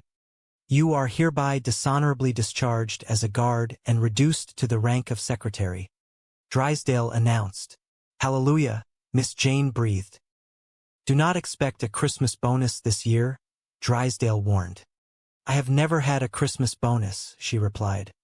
Well, do not expect one this year either, Drysdale muttered. Now get the truck. Boy, what have you done to that truck? Looks like the boob has set it on fire, Jed remarked, seeing smoke billowing from the truck outside. Jethro, what did you do? I converted this rascal to steam. You are looking at the answer to air pollution by automobile, Jethro announced proudly. The Jethro Bourdain steam car. I have done perfected a clean engine. I am going back inside, Jethro said. I told you that for this clean engine it was all jokes, Jed sighed. Uncle Jethro. Honest John ain't going to be needing his money no more now that I whipped the smog problem. So I use it to mass-produce my steam car, Jethro said. Hold on, boy. According to Miss Hathaway, only the president himself can handle a smog problem, Jed reminded him. The President of the United States? That is right. He is the only one that can bring together the brains and the money, Jed affirmed. Well, here stands the whole kit and caboodle. I will hop on my steam car, drive to Washington, pull up in front of the White House, and give him the brains and the money, all in one package, Jethro declared. Hold on, boy. What you got there is just a drop in the bucket. And it ain't likely enough money either, Jed warned. Talking about the money, Granny, Jethro said. Mr. Drysdale says the president is going to need millions, even billions. I was thinking of giving him all my money. Okay, I will stop by the bank and get the rest of it, Jethro decided. Well, Pop, if Jethro goes to Washington, I want to go too, Ellie Mae said, joining them. And they ain't going without me, Granny added. I was just coming to that. I think it would be a fine trip for the whole family, Jed agreed. I best go leave a note for the milkman. Tell him we is going to Washington, Jed said, picking up a pen. And since you have failed to make your final payment promptly, we are forced to repossess your automobile. Sincerely, your friendly banker, Milburn Drysdale. Jed read the note aloud as he wrote it, chuckling. Chief, you are telling your own brother you are repossessing his car? Well, that is a little cold, isn't it? Miss Jane whispered, looking over his shoulder. A postscript. Regards to Betty and the babies, Jed finished. Yes, who is it? It is me, Mr. Drysdale, a voice called from outside. I fetched you back your sack of chicken feed, Drysdale said, entering the room. Oh, bless you, Jed smiled. quite happy to get it, ain't he? No chicken could be happier, Miss Jane whispered to the guard. I studied on what you said about letting the president fight the smog, Jed said. Wonderful, Drysdale exclaimed. The cashier tells me that, counting this, I got right at 95 million in your bank now. Jed noted. Wonderful, Drysdale repeated, his eyes wide. So we are going to take it to Washington and give it to the president, Jed explained. Mr. Clampett, you cannot give all your money to the president, Drysdale warned. Why not? Jed asked. Oh, because it... Miss Hathaway, tell them why not, Drysdale pleaded. Why not? Not that way, explain it, Miss Jane said. Mr. Clampett, it is your money. You may do with it as you wish, Miss Jane stated clearly. Who asked you to butt in? Drysdale hissed. You did, Miss Jane replied. Well, butt out, Drysdale snapped. Now, Mr. Clampett, this will take time. Government red tape, Internal Revenue, Secret Service, White House clearance, Drysdale lied. Now, I will work it out and call you, Drysdale said. Well, I would appreciate it if you would hurry, because we would like to get started, Jed said. Right away, Drysdale agreed. Oh, and you do not have to give us the 95 million in cash, Jed added. I reckon the president will take a chance, Jed mused. Well, I will discuss it with him, Drysdale promised. Miss Hathaway, you have got to help me. If they take their money out of my bank, I am ruined. I have got nothing to live for, Drysdale whispered. Oh, now, Chief. A suicide note, that will stop them, Miss Jane suggested, handing him a pen. Here, take this. Mr. Clampett, because you are withdrawing your money, my death is on your hands, Drysdale wrote, handing it back. Chief, no, Miss Jane gasped. Now, tie that up, pin it to your dress, and throw yourself out the window, Drysdale ordered. Me? They love you. This will teach them a great lesson, Drysdale persisted. Thanks, but no thanks. I promise, this is the last favor I will ever ask, Miss Jane said. Forget it, she added. What? If you are too chicken to throw yourself out the window, I will do it, Drysdale threatened. All right, come over here. I cannot throw you out from there, Miss Jane said calmly. What? What is all the honking for? Boy, Jed asked, looking out the window. I done come up with an invention that beats steam, Jethro shouted, driving a contraption into the yard. Yeah, I see the boiler is going, Jed noted. Yes, sir. Notice how quiet she is? No noise, no smoke, Jethro explained. No smoke? She runs on electricity, Jethro said. Well, doggy, I am real proud of you, boy, Jed beamed. Bob, the presidents are calling you. All the way from Washington, the guard announced. The President of the United States is calling me? Jed asked, stunned. Yes, sir, Bob, the guard confirmed. They are bringing the old fellow to the phone, Mr. Little, the guard added. Isn't he in a straitjacket? Drysdale whispered. Oh, no, he is not dangerous. He just suffers from the delusion that he is worth 95 million. Miss Jane whispered back. No wonder he is in the funny farm. The whole family. You know, it is wonderful of you to look after them, Drysdale said, trying to maintain his ruse. They are very sweet people, Miss Jane noted. Nothing but sweet, Drysdale agreed. Hurry, Dan, do not keep them waiting, Drysdale urged. Hey, tell them about my electric car, Jethro yelled. Hello? Hello, Judge Clement speaking, Jed said into the phone. Hello, Mr. Clement. This is the president speaking, the voice on the other end replied. Is that sure enough you, Mr. President? Jed asked, his voice full of awe. Oh yes, make no mistake about that. I am the president, the voice confirmed. That is him, all right, Jed whispered to the family. Now, Mr. Drysdale has told me of your generous and patriotic offer to donate your entire fortune to the fight against air pollution, the president said. Yes, sir, it is only 95 million, but you are sure welcome to it, Jed offered. And we will bring it right to you right there in the White House. The whole family. This here is Granny, Mr. President, Jed said, handing the phone to her. I will bring you some pickled pawpaws and some hand-slung chickens. Granny chirped into the phone. Mr. President, chuckling. I am young, Jethro countered quickly. You ain't that young, Jed replied. Besides, Honest John needs that money to help fight smog, Jed continued, his expression turning thoughtful. You know, I would like to throw my brain into the fight against smog. It is a dandy cause. They say what it will take to whip it is brains and money. Well, if it fixed us, we got it made, ain't we? I reckon we got a leg up on us, Jed murmured. Elmer and me will get busy upstairs, Jethro said, already halfway up the staircase. Fine, Ellie, Jed called out as Ellie Mae entered the room, looking as bright and cheerful as a morning meadow. Oh, Jed, that reminds me. Mr. Drysdale called and said he was coming by to pick up this money. How come? Jed asked, perplexed. Well, he said folks had an order to keep $700,000 in cash around the house. He has got the hives from worrying about it. I am sorry about the hives, but I promised his money to Honest John to fight smog. Jed stated firmly. I am thinking about jumping into the fight against smog, too, Granny added, emerging from the kitchen with a wooden spoon in hand. Well, Mr. Drysdale said that this money belongs back in the vault at his bank, and he is coming by to pick it up. I do not think I can let him have it, Jed said, his jaw set in a line of quiet resolve. Promise is a promise. I am gonna fight smog, Granny, Jethro announced, coming back down. How? Well, I do not know, but Uncle Jed says it takes brains and money. Betwixt us, we is all set. You got money, have you? Jethro asked. No, I am supplying the brains. Sitting up here betwixt these sideburns is a real brute, Jed joked, tapping his forehead. The only brute you have sits here at the end of your gutter, Granny teased. I think we ought to encourage your boy, Granny, Jed said softly. He does not know smog from applesauce. I do so. I listen to the reports all the time.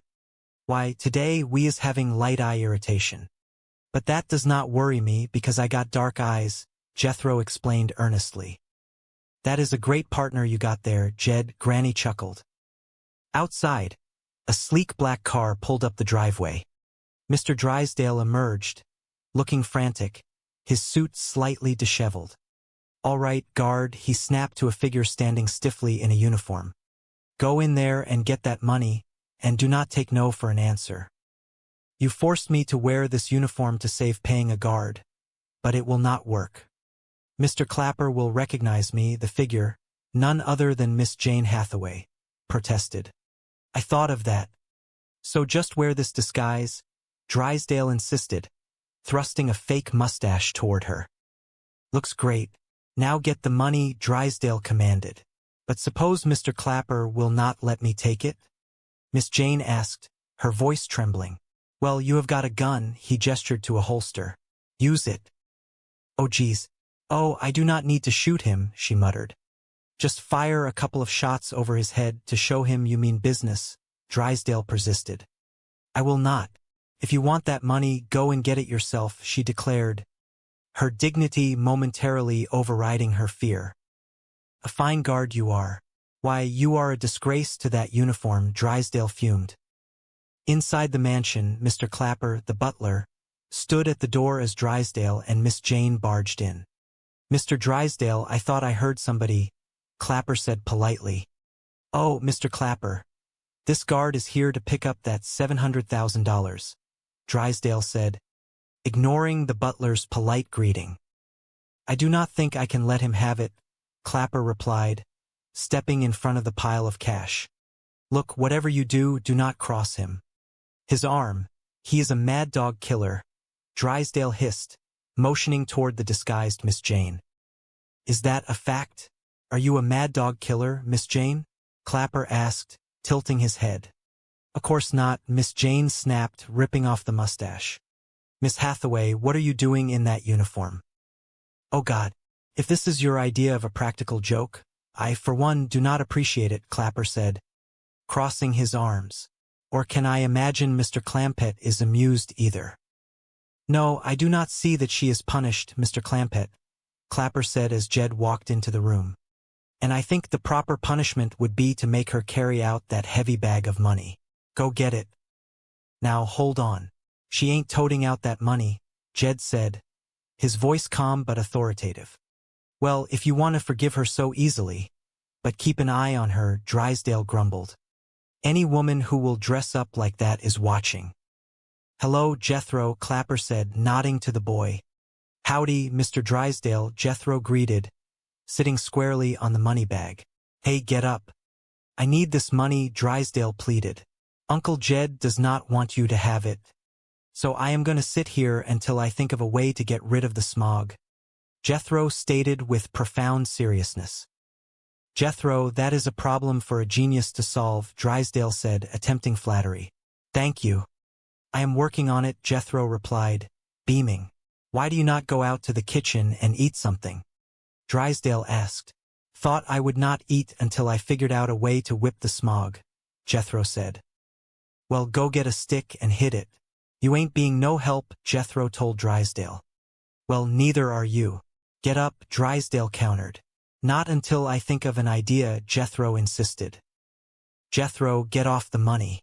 Here is an armed guard. He will shoot you, Drysdale said, pointing to the hallway where a rail guard stood. Hey, mister. You look like your secretary, Miss Jane, Jethro noted.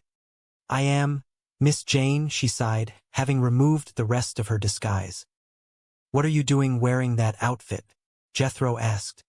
It was dark when she dressed this morning, Drysdale offered lamely. Now get off the money. See, Mr. Clampett is not going to let you take this money, Drysdale continued. Okay, then you take it. Come on, get out. Forget it, Clapper said, turning away. We might just as well go back to the office, Miss Jane whispered. Hey, Miss Jane, before you go, just sit down and help me think of an idea on how to get rid of the smog, Jethro pleaded. Jethro, dear boy, the finest minds in the country are working on that problem, Miss Jane said gently. Yeah, but I ain't getting nowhere, Jethro lamented. Do not sit there wasting time with that idiot, Drysdale barked. Now hold on. Just because she is dressed funny does not make her an idiot, Jed interjected. Get out from there, both of you, Drysdale screamed. Mr. Drysdale, it is hard to think of brilliant ideas with folks yelling at you, Miss Jane pointed out. Where does Granny keep her shotgun? Jethro asked suddenly. I sure hope I can whip that smog problem before I starve to death, he added. Jethro, I am afraid that problem will not be solved until someone invents a replacement for the internal combustion engine, Miss Jane explained. I will do it. I am on it, Jethro exclaimed. Hey, what is an internal combustion engine? Well, that is the engine that powers the average automobile. The hope is to convert to steam or electricity, Miss Jane explained. Hey, Mr. Drysdale, what should I put my giant brain to work on first? A steam car or an electric car? Jethro asked. Why not a gas turbine? Drysdale suggested. Oh, I ain't gonna mess with hats. Just cars, Jethro replied. Mr. Drysdale, I done told you this money is staying here, Jed said, stepping forward. Mr. Drysdale, get off of my money. It is my money, Jed said firmly. No, it ain't. It is mine, Drysdale argued.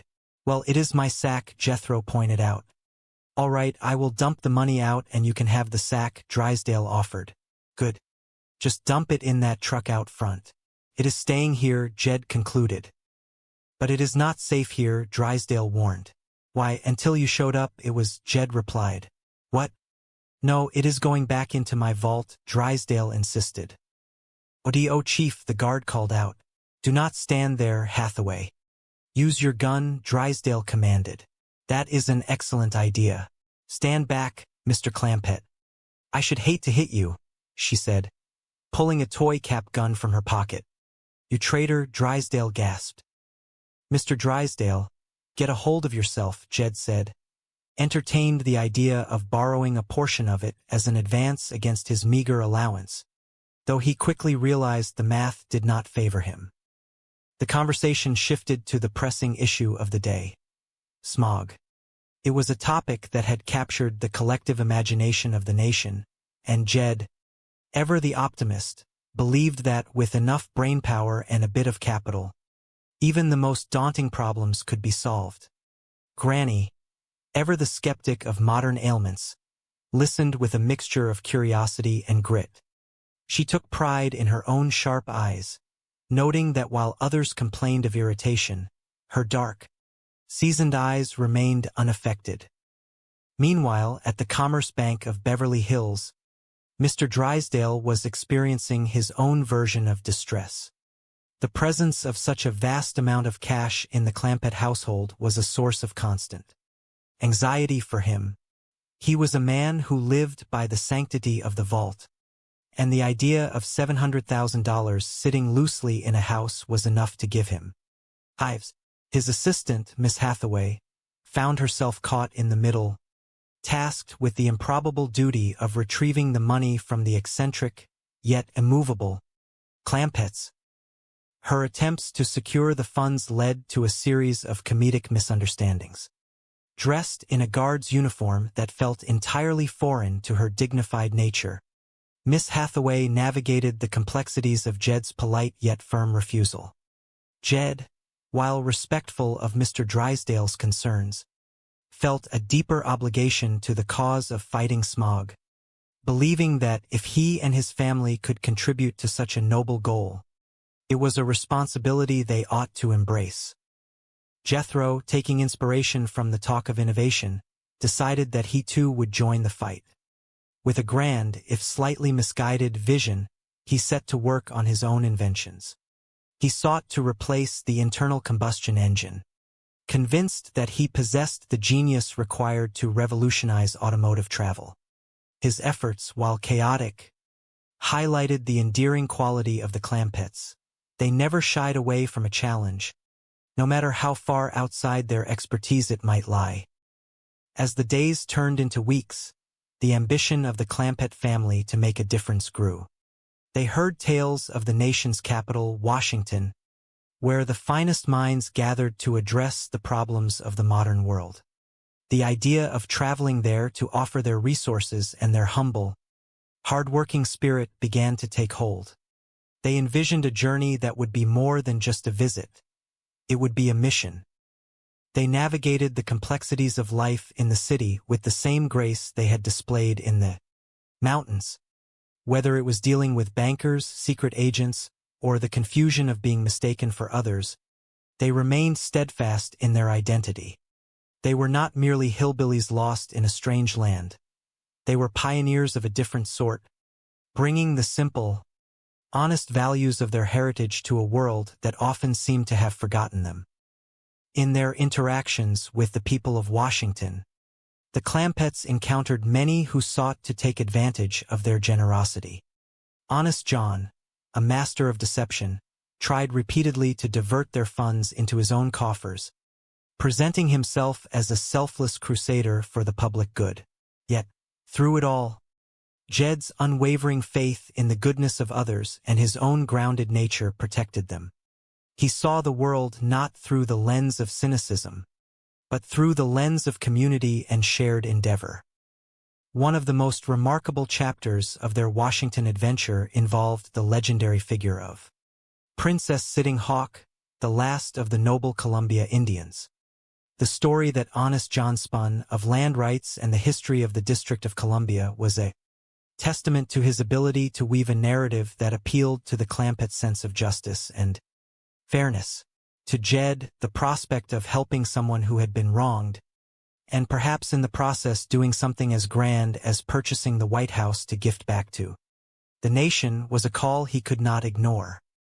The negotiations that followed were as complex as they were hilarious. Between the talk of Waukegan and the theatrical exchanges between Jed and the princess, the Clampetts moved through the halls of power with a confidence that left seasoned politicians bewildered. They were not intimidated by the grandeur of the capital or the weight of history. They treated every encounter as an opportunity to be helpful, to be kind, and to be honest. Even when they were met with the sterility of a psychiatric ward, a misunderstanding born of their simple, sincere behavior, they did not lose their spirit. They viewed it as a temporary detour, an experience to be processed with the same resilience they would apply to a harsh winter in the mountains. They knew who they were, and that knowledge was their greatest asset. Ultimately, the journey of the Clampetts in Washington was one of transformation, not for themselves, but for those they encountered. They taught a city accustomed to artifice the power of authenticity. They demonstrated that there was a strength in simplicity that no amount of political maneuvering could replicate, and while they eventually returned to the life they knew, leaving behind the grand buildings they had bought and gifted back to the country, they carried with them the satisfaction of having tried, in their own unique way, to make the world a better place. In the end, as they packed their belongings and prepared to return to the life they loved, they looked back on their adventures not as a search for status or wealth, but as a journey of the heart. They had stood firm in their beliefs, stayed true to their kin, and maintained a sense of humor that served them well, regardless of the circumstances. They were the Beverly Hillbillies, a family that reminded everyone around them that true greatness is not found in the title one holds, or the money one controls, but in the character one displays. And so, the story of the Clampetts continued, a testament to the idea that no matter how far one travels or how much the world around them changes, the values of home, family, honesty, and a heaping helping of hospitality are the constants that define a life well lived. They remained, as they had always been, a beacon of simple, honest, and enduring human spirit in a world that often needed reminding of what truly mattered. The morning sun cast a gentle glow over the sprawling, manicured estate of the Clampett family, illuminating the dust motes dancing in the air of the grand living room. Jed Clampett, a man of simple pleasures and deep integrity, sat comfortably on his favorite settee, his eyes twinkling with a quiet, observant warmth. Beside him, Granny, with her apron strings tied firmly around her waist, was busy directing the morning household chores. "Well, helping your granny with the house cleaning, huh?" Jed asked, his voice slow and rhythmic, carrying the calm authority of a man who had seen much of the world but remained anchored to his roots. "Oh yes, sir, pal. Elmer needs," Jethro replied, his large frame bustling with an earnest, if somewhat clumsy, energy. He was maneuvering around a heavy oak cabinet with the focused intensity of a man building a rocket, though in reality he was merely hunting for dust bunnies. "Elmer? Oh, he scurries around inside the cabinet. Dustin, how is it going, Elmer?" Jed inquired, leaning forward slightly. "Well, a handy little critter, ain't he?" "Sure is," Jethro agreed, wiping his brow. "That raccoon fur is better than feathers for picking up lint, Jed. Seems right proud to be happy, too. Elmer is a dandy little Dustin." "Well, let us take our dusters outside and shake them," Jed suggested with a smile. "Yes, okay. And then you can take yours upstairs and hand them to the dresser drawers in the closet," Granny added, her voice sharp but affectionate. As Jethro hurried off, Jed turned his attention to a small, worn notebook he kept in his pocket. "Uncle Jed, old Honest John ain't never come back to pick up his $700,000. Jethro noted, reappearing briefly with a mischievous glint in his eye. "He is that way. Can I have it as an advance against my allowance? 50 cents a week." "That will take a while to pay back," Jed observed, as to enlist the help of his secretary, Miss Jane Hathaway, who was a woman of intelligence and poise. She, too, found herself caught in the whirlwind of the family's unconventional ways, often playing the role of mediator as she tried to bridge the gap between Mr. Drysdale's world and the Clampetts' way of life. Jethro, meanwhile, was fully immersed in his own intellectual pursuit of the smog solution. He spent his time contemplating the inner workings of engines and the potential for a cleaner future. His youthful optimism was a breath of fresh air, even if his understanding of the complexities of modern engineering was somewhat limited. He truly believed that, with a bit of ingenuity and some elbow grease, he could make a difference. His efforts, while perhaps not yielding immediate scientific breakthroughs, were a testament to his character and his willingness to tackle challenges head-on. The family's resolve to see their money put to good use led them to consider a journey to the capital, Washington, District of Columbia. They felt that if their wealth was to have an impact, it should be in the hands of the highest authority in the land. This desire sparked a series of events that would take them across the country, fueled by their optimism and their unwavering belief in the goodness of others. Every obstacle they faced was met with the same quiet dignity and resilience that had defined their lives in the mountains. Along the way, they encountered those who sought to take advantage of their trusting nature. Honest John, a man whose name was as far from the truth as it could possibly be, saw in the Clampetts an opportunity for gain. He spun elaborate tales and presented himself as a champion of their causes, all while secretly plotting to secure their wealth for himself. Yet, the irony was that the family's genuine kindness and lack of suspicion often left these opportunists bewildered. The Clampetts were not fools. They were simply people who chose to see the good in everyone, a trait that often disarmed those who wished them ill.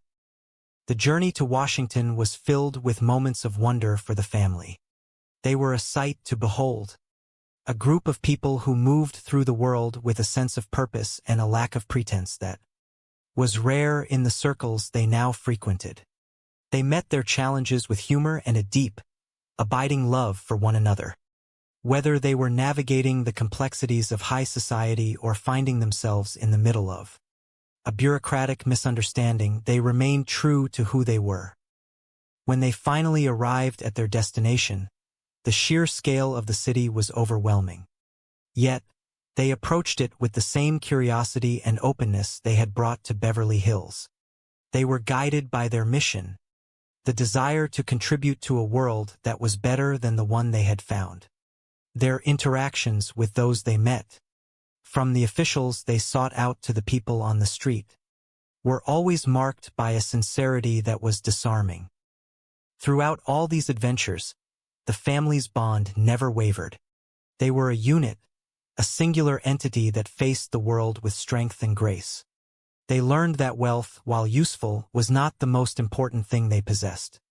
Their health, their happiness, and the love they shared were the true treasures of their lives. They had journeyed from the hills, through the city, and to the halls of power, yet they remained the same people they had always been. Simple, humble, and honest folks who asked for little and gave much. Their experiences in Washington eventually brought them full circle.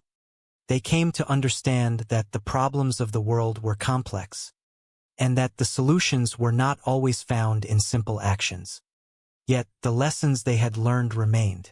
They had seen the best and the worst of humanity, and they had chosen to hold onto their integrity and their joy. They were a testament to the idea that a life well lived is not defined by one's circumstances, but by the character one brings to every moment. In the end, as they looked back on their journey, they realized that the true reward was not the money, or the acclaim, or even the success of their endeavors. It was the laughter they had shared, the memories they had built, and the knowledge that they had stayed true to themselves. They were the Beverly Hillbillies, a family who had touched the world and had been touched by it in turn, and who now, with hearts full of peace and minds clear of worry, could look forward to whatever the future might hold. The world was a vast and mysterious place, but for Jed and his kin, as long as they had each other and their simple faith, they were home, no matter where they happened to be. They returned to their lives with a new appreciation for the simplicity of their beginnings. The lessons of the mountains and the experiences of the world had blended to create a life that was rich in meaning and purpose. They continued to live as they always had, with a kindness that knew no bounds and a spirit that remained unburdened by the complexities of the world they had encountered. And so, the story of the Clampetts continued, a quiet, gentle reminder that the most important journey is the one we take within ourselves, toward the truth of who we are and the love we are capable of sharing with the world. The days passed, and the family found solace in the simple routines of their lives. they cared for their animals, they tended to their home, and they continued to find joy in the smallest of things. They were a beacon of warmth in a world that often seemed cold, a reminder that goodness is not a quality that is lost, but one that is nurtured and shared. And as the sun set over the hills, casting a golden hue upon the world they loved, they knew that they were exactly where they were meant to be. The legacy they left behind was not one of grand monuments or historical records, but of the lives they had touched and the spirit of kindness they had embodied. They were an example of the power of simplicity in a complicated world, a reminder that the best things in life are not things at all, but the people we love and the values we hold dear. And for as long as their story was told, it would serve as an inspiration to those who sought to live with integrity, with humility, and with a heart open to the wonders of the human experience. Their journey had been long and winding, filled with challenges and triumphs. Yet through it all, they had remained constant.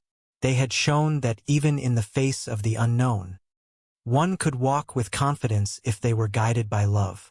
And as the world continued to turn, the story of the Beverly Hillbillies would stand as a testament to the enduring power of family, the beauty of honesty, and the simple joy of being exactly who you are, in every place and every time with the people who matter most. In the heart of the bustling, concrete landscape of the 20th century, there existed a family whose roots were firmly planted in the deep, untamed soil of the mountains. Jed Clampett, a man of simple needs and profound wisdom, lived alongside his sharp-tongued mother-in-law, Granny, his spirited daughter, Ellie Mae, and his nephew, Jethro, a young man whose ambition often outpaced his understanding of the world. They had found themselves in the strange, high-paced environment of Beverly Hills not by design, but by the whim of fortune, having struck a bubbling crude oil deposit back in their home country. Yet, regardless of the change in geography, their hearts remained true to the values of the hills. It was a typical morning when the tranquility of their grand mansion was punctuated by the industrious sounds of housework. Jed, ever the supportive patriarch, observed the scene with a quiet smile. Helping Granny with the cleaning was no small feat, especially with their unique assistant, a raccoon named Elmer.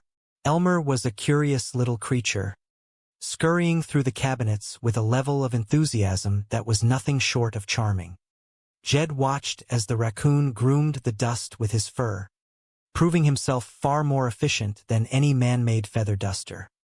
As they moved through their daily chores, the conversation turned to a peculiar circumstance. Honest John, a man of supposedly impeccable reputation, had failed to return for the $700,000 that had been placed in their care. It was a staggering sum, yet for the Clampetts, money was merely a tool, not a measure of worth. Jethro, ever the dreamer, lives with purpose, with integrity, and with love. Here is to the journey, here is to the adventure, and here is to the enduring, beautiful truth that as long as we have each other, we have everything. As the years roll by, may the story of the Clampetts continue to inspire us, to guide us, and to remind us of the simple, enduring values that make life worth living. May their journey continue to unfold in the lives of those who find joy in the journey, and may the spirit of their home continue to be a source of strength, of comfort, and of inspiration for all who seek it. This is the end of the tale of a man named Jed, but the journey, as it always does, continues on. Let us keep our eyes on the horizon, our hearts open, and our spirits high, for there is much more to be done, much more to be seen, and much more to be shared in the beautiful unfolding story of our lives. And together, we shall walk forward into the bright and promising future, forever guided by the love of our kin and the enduring power of our shared, extraordinary, and beautiful lives. And so we walk on one step at a time toward the horizon, our spirits buoyed by the knowledge that we are never alone, that we are always and forever a part of something greater than ourselves. And in this knowledge we find our strength, our purpose, and our joy. And that, in the end, is enough. That is more than enough. That is everything. The story of the Clampetts is a story of a life lived with simplicity, with integrity, and with love. It is a story that resonates in the hearts of all who seek a life of meaning, a life of purpose, and a life of connection. It is a story that continues, even now, in the quiet moments of our own lives, and it is a story that will never, ever be forgotten. So let us continue to write our own stories, let us continue to live our own truths, and let us continue to share the gift of our lives with all who cross our path. And in doing so, we will find that we have built a life that is not only rich but truly, deeply, and profoundly our own, and that, in the end, is the greatest treasure of all. As the sun sets on the hills of our journey, let us look back with peace. Let us look forward with hope, and let us always, always remember the lessons of a man named Jed, who showed us that the simplest life is, truly, the most extraordinary one of all. And with that, we continue, together, on this beautiful and unfolding journey, forever inspired, forever grateful, and forever at peace. The path ahead is clear, the journey is ours to make, and the future is full of the potential that we carry within our hearts. Let us walk forward with courage, with joy, and with the unwavering belief that, in the end, love is the guiding star that leads us home. And as we continue, together, may we always find the strength, the grace, and the love to make our own unique and beautiful stories, a testament to the simple, enduring, and extraordinary lives we are all, each in our own way, living. This is the promise of our journey, and it is a promise we can all fulfill one day at a time, one act of kindness at a time, one love at a time.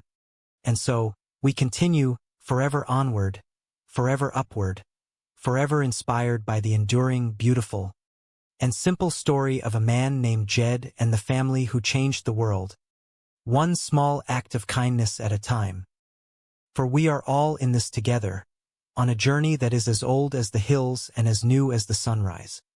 And as we continue our own stories, may we always find the joy, the wonder, and the love that defined the life of a man named Jed.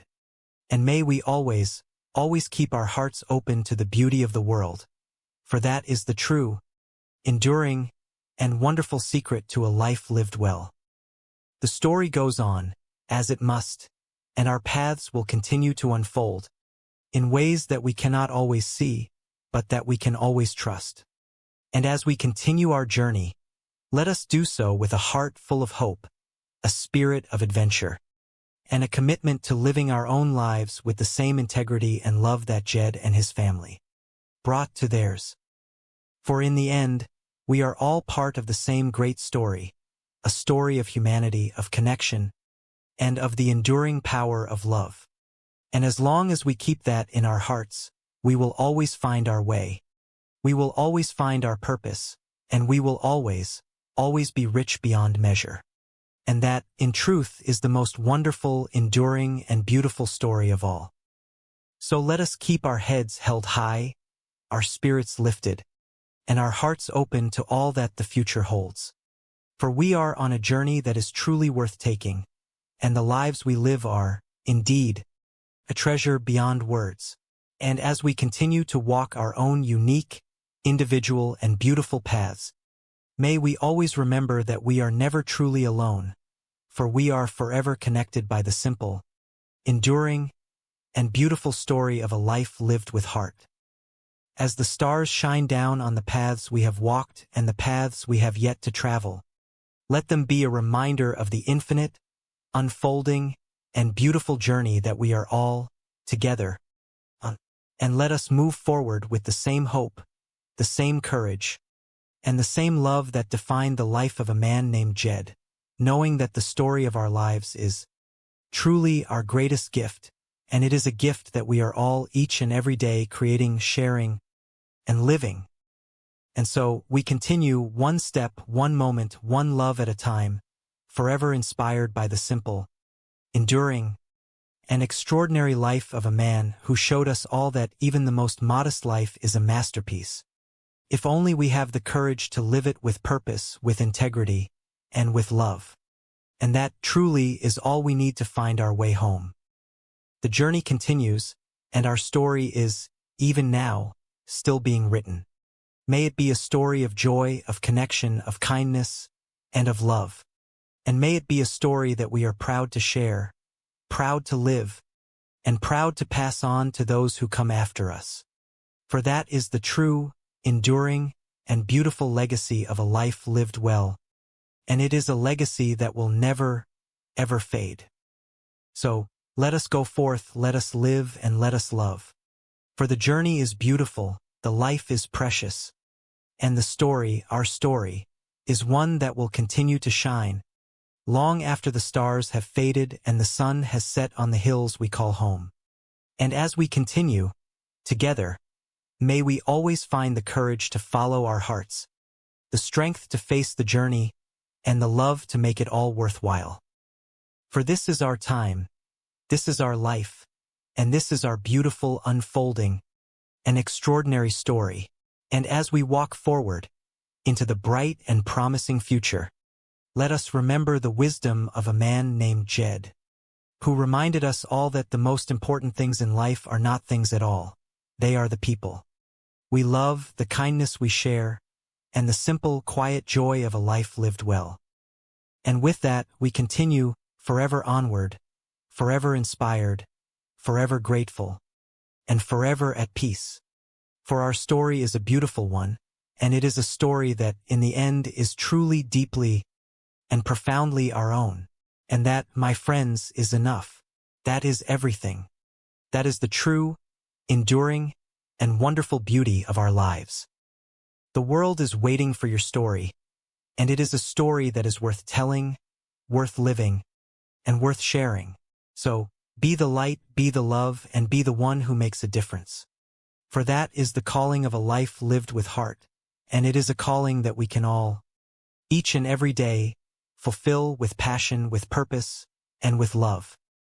So walk forward, dream big, and never, ever lose sight of the beauty that surrounds you. For you are a part of something much greater than yourself. And your story is a thread in the beautiful, unfolding tapestry of life. And as long as you keep your heart open, you will find that you have everything you need to create a life that is truly, deeply, and profoundly your own. And with that difference, and every act of kindness, no matter how small, adds up to a world of difference. So, let us carry their story with us, as a gentle reminder to live simply, love deeply, and always keep our hearts open to the wonders of the world. For in the end, the story of a man named Jed and his kin is not just their story, it is the story of us all, of the common thread of humanity that binds us together and the enduring power of a life lived with purpose. And as the sun rises on a new day, let us move forward with the same hope and optimism that define them, knowing that we, too, can make a difference. Let us be the ones who shine a light, who lend a hand, and who always choose the path of kindness. For that is the legacy of the Clampetts, and it is a legacy that will never, ever fade. The world is full of challenges, it is true, but it is also full of beauty, and kindness, and love, if only we take the time to look for it. Just like Jed and his family, we can find joy in the smallest things and strength in the bonds we build. We can face the future with courage and find a way to make the world a little bit better for everyone we meet. So let us continue our journey, guided by the wisdom of those who came before us. Let us live with passion, act with integrity, and hold our families close. And in doing so, we will find that we, too, have built a life that is rich, meaningful, and full of the kind of joy that lasts a lifetime. For in the end, it is not the things we accumulate that define us, but the love we share and the kindness we show to others. And as long as we remember that, we will always be rich beyond measure. The story of the Clampetts is a testament to this truth, and it is a story that will continue to inspire generations to come. As we look toward the future, let us hold on to the values that Jed and his family lived by. Let us be a source of strength for one another, and let us always strive to create a world where everyone can breathe a little easier, dream a little bigger, and live a little fuller.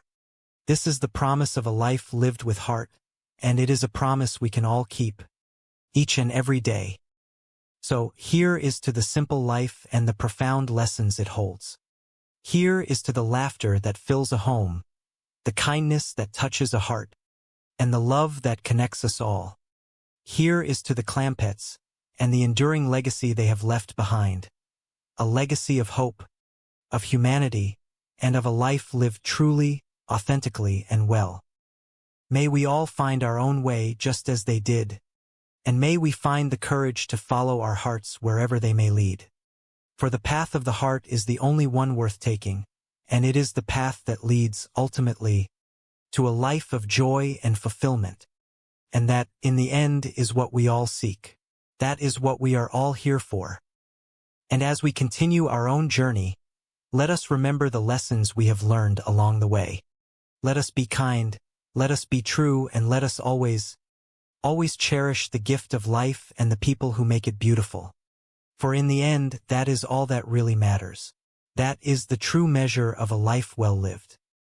So let us walk forward with grace, with hope, and with a heart full of gratitude for the journey we are on. And let us never forget the simple wisdom of a man named Jed, who reminded us all that even the most modest life can be a masterpiece, if only we have the courage to live it with love. For the story of a man named Jed is the story of us all, and it is a story that will continue to unfold, with each passing day, in the lives of those who seek to live with purpose and heart. And so, we continue, together, on this beautiful journey, forever inspired by the simple, enduring truth of a family who found their way by following their hearts. And may we all find our own way to shine, to make a difference, and to leave the world a little bit better than we found it. For that is the calling of a life lived with heart, and it is a calling that we are all, each in our own way, answering.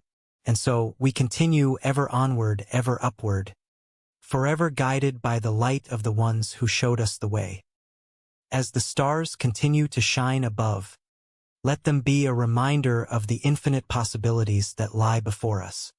Let them be a beacon of hope and a symbol of the enduring power of the human spirit. And let us, like Jed and his family, continue to reach for the stars, knowing that as long as we hold on to each other, there is nothing we cannot achieve. So let us embrace the journey, with all its twists and turns, and let us find joy in every step. For the journey is the reward, and the life we build is the greatest gift of all. And as we continue to live, to love, and to grow, may we never forget the lessons of a family who taught us that the richest life is the one that is shared. And so, we continue, together on this wonderful adventure, forever guided by the love of those who have touched our hearts and changed our lives.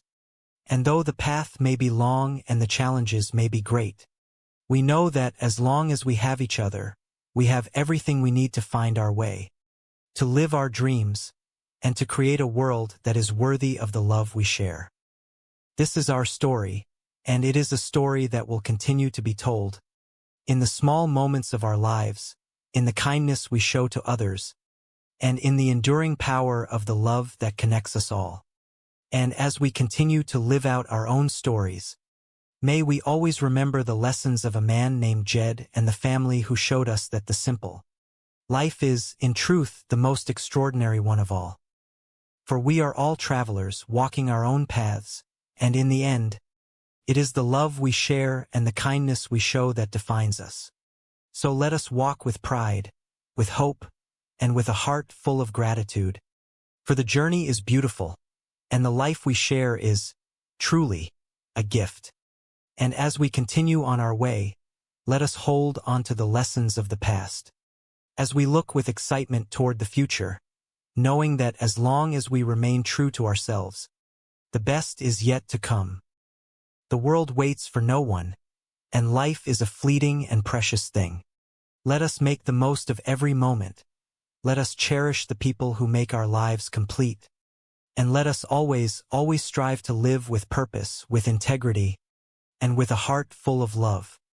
This is the promise of a life lived well, and it is a promise we can all fulfill one day at a time, one act of kindness at a time. And as we continue our journey, let us remember that the strength we need to face the challenges of tomorrow is already within us, forged in the love of our families and the kindness of our friends. And as long as we remain true to these values, we will find that we have everything we need to build a life of meaning, a life of joy, and a life of true and lasting significance. So let us go forth with confidence, with joy, and with a spirit of adventure, for the road ahead is full of promise and the journey is one that we are all, together, on. And as we continue to live, to love, and to share, let us never lose sight of the beauty that surrounds us and the potential that lies within us. For the story of a man named Jed is a story that never ends. It lives on in the hearts of all who believe that, in the end, love is all that matters. As we close this chapter, let us look back with gratitude and look forward with anticipation. Let us honor the past, embrace the present, and build a future that is bright with the promise of all that we can achieve together. And let us always remember that the greatest wealth we can ever possess is the love of those who walk beside us on this, our incredible, shared journey. For the journey is long, the road is winding, and the challenges are real, but the reward is the life we build and the love we share along the way. So let us keep going, let us keep growing, and let us keep believing in the power of the human spirit to overcome, to grow, and to shine. And in doing so, we will find that we have created a world that is not only beautiful but truly, deeply, and profoundly our own. So, here is to the story of a man named Jed, to the family who stood by him, and to all of us who seek to live our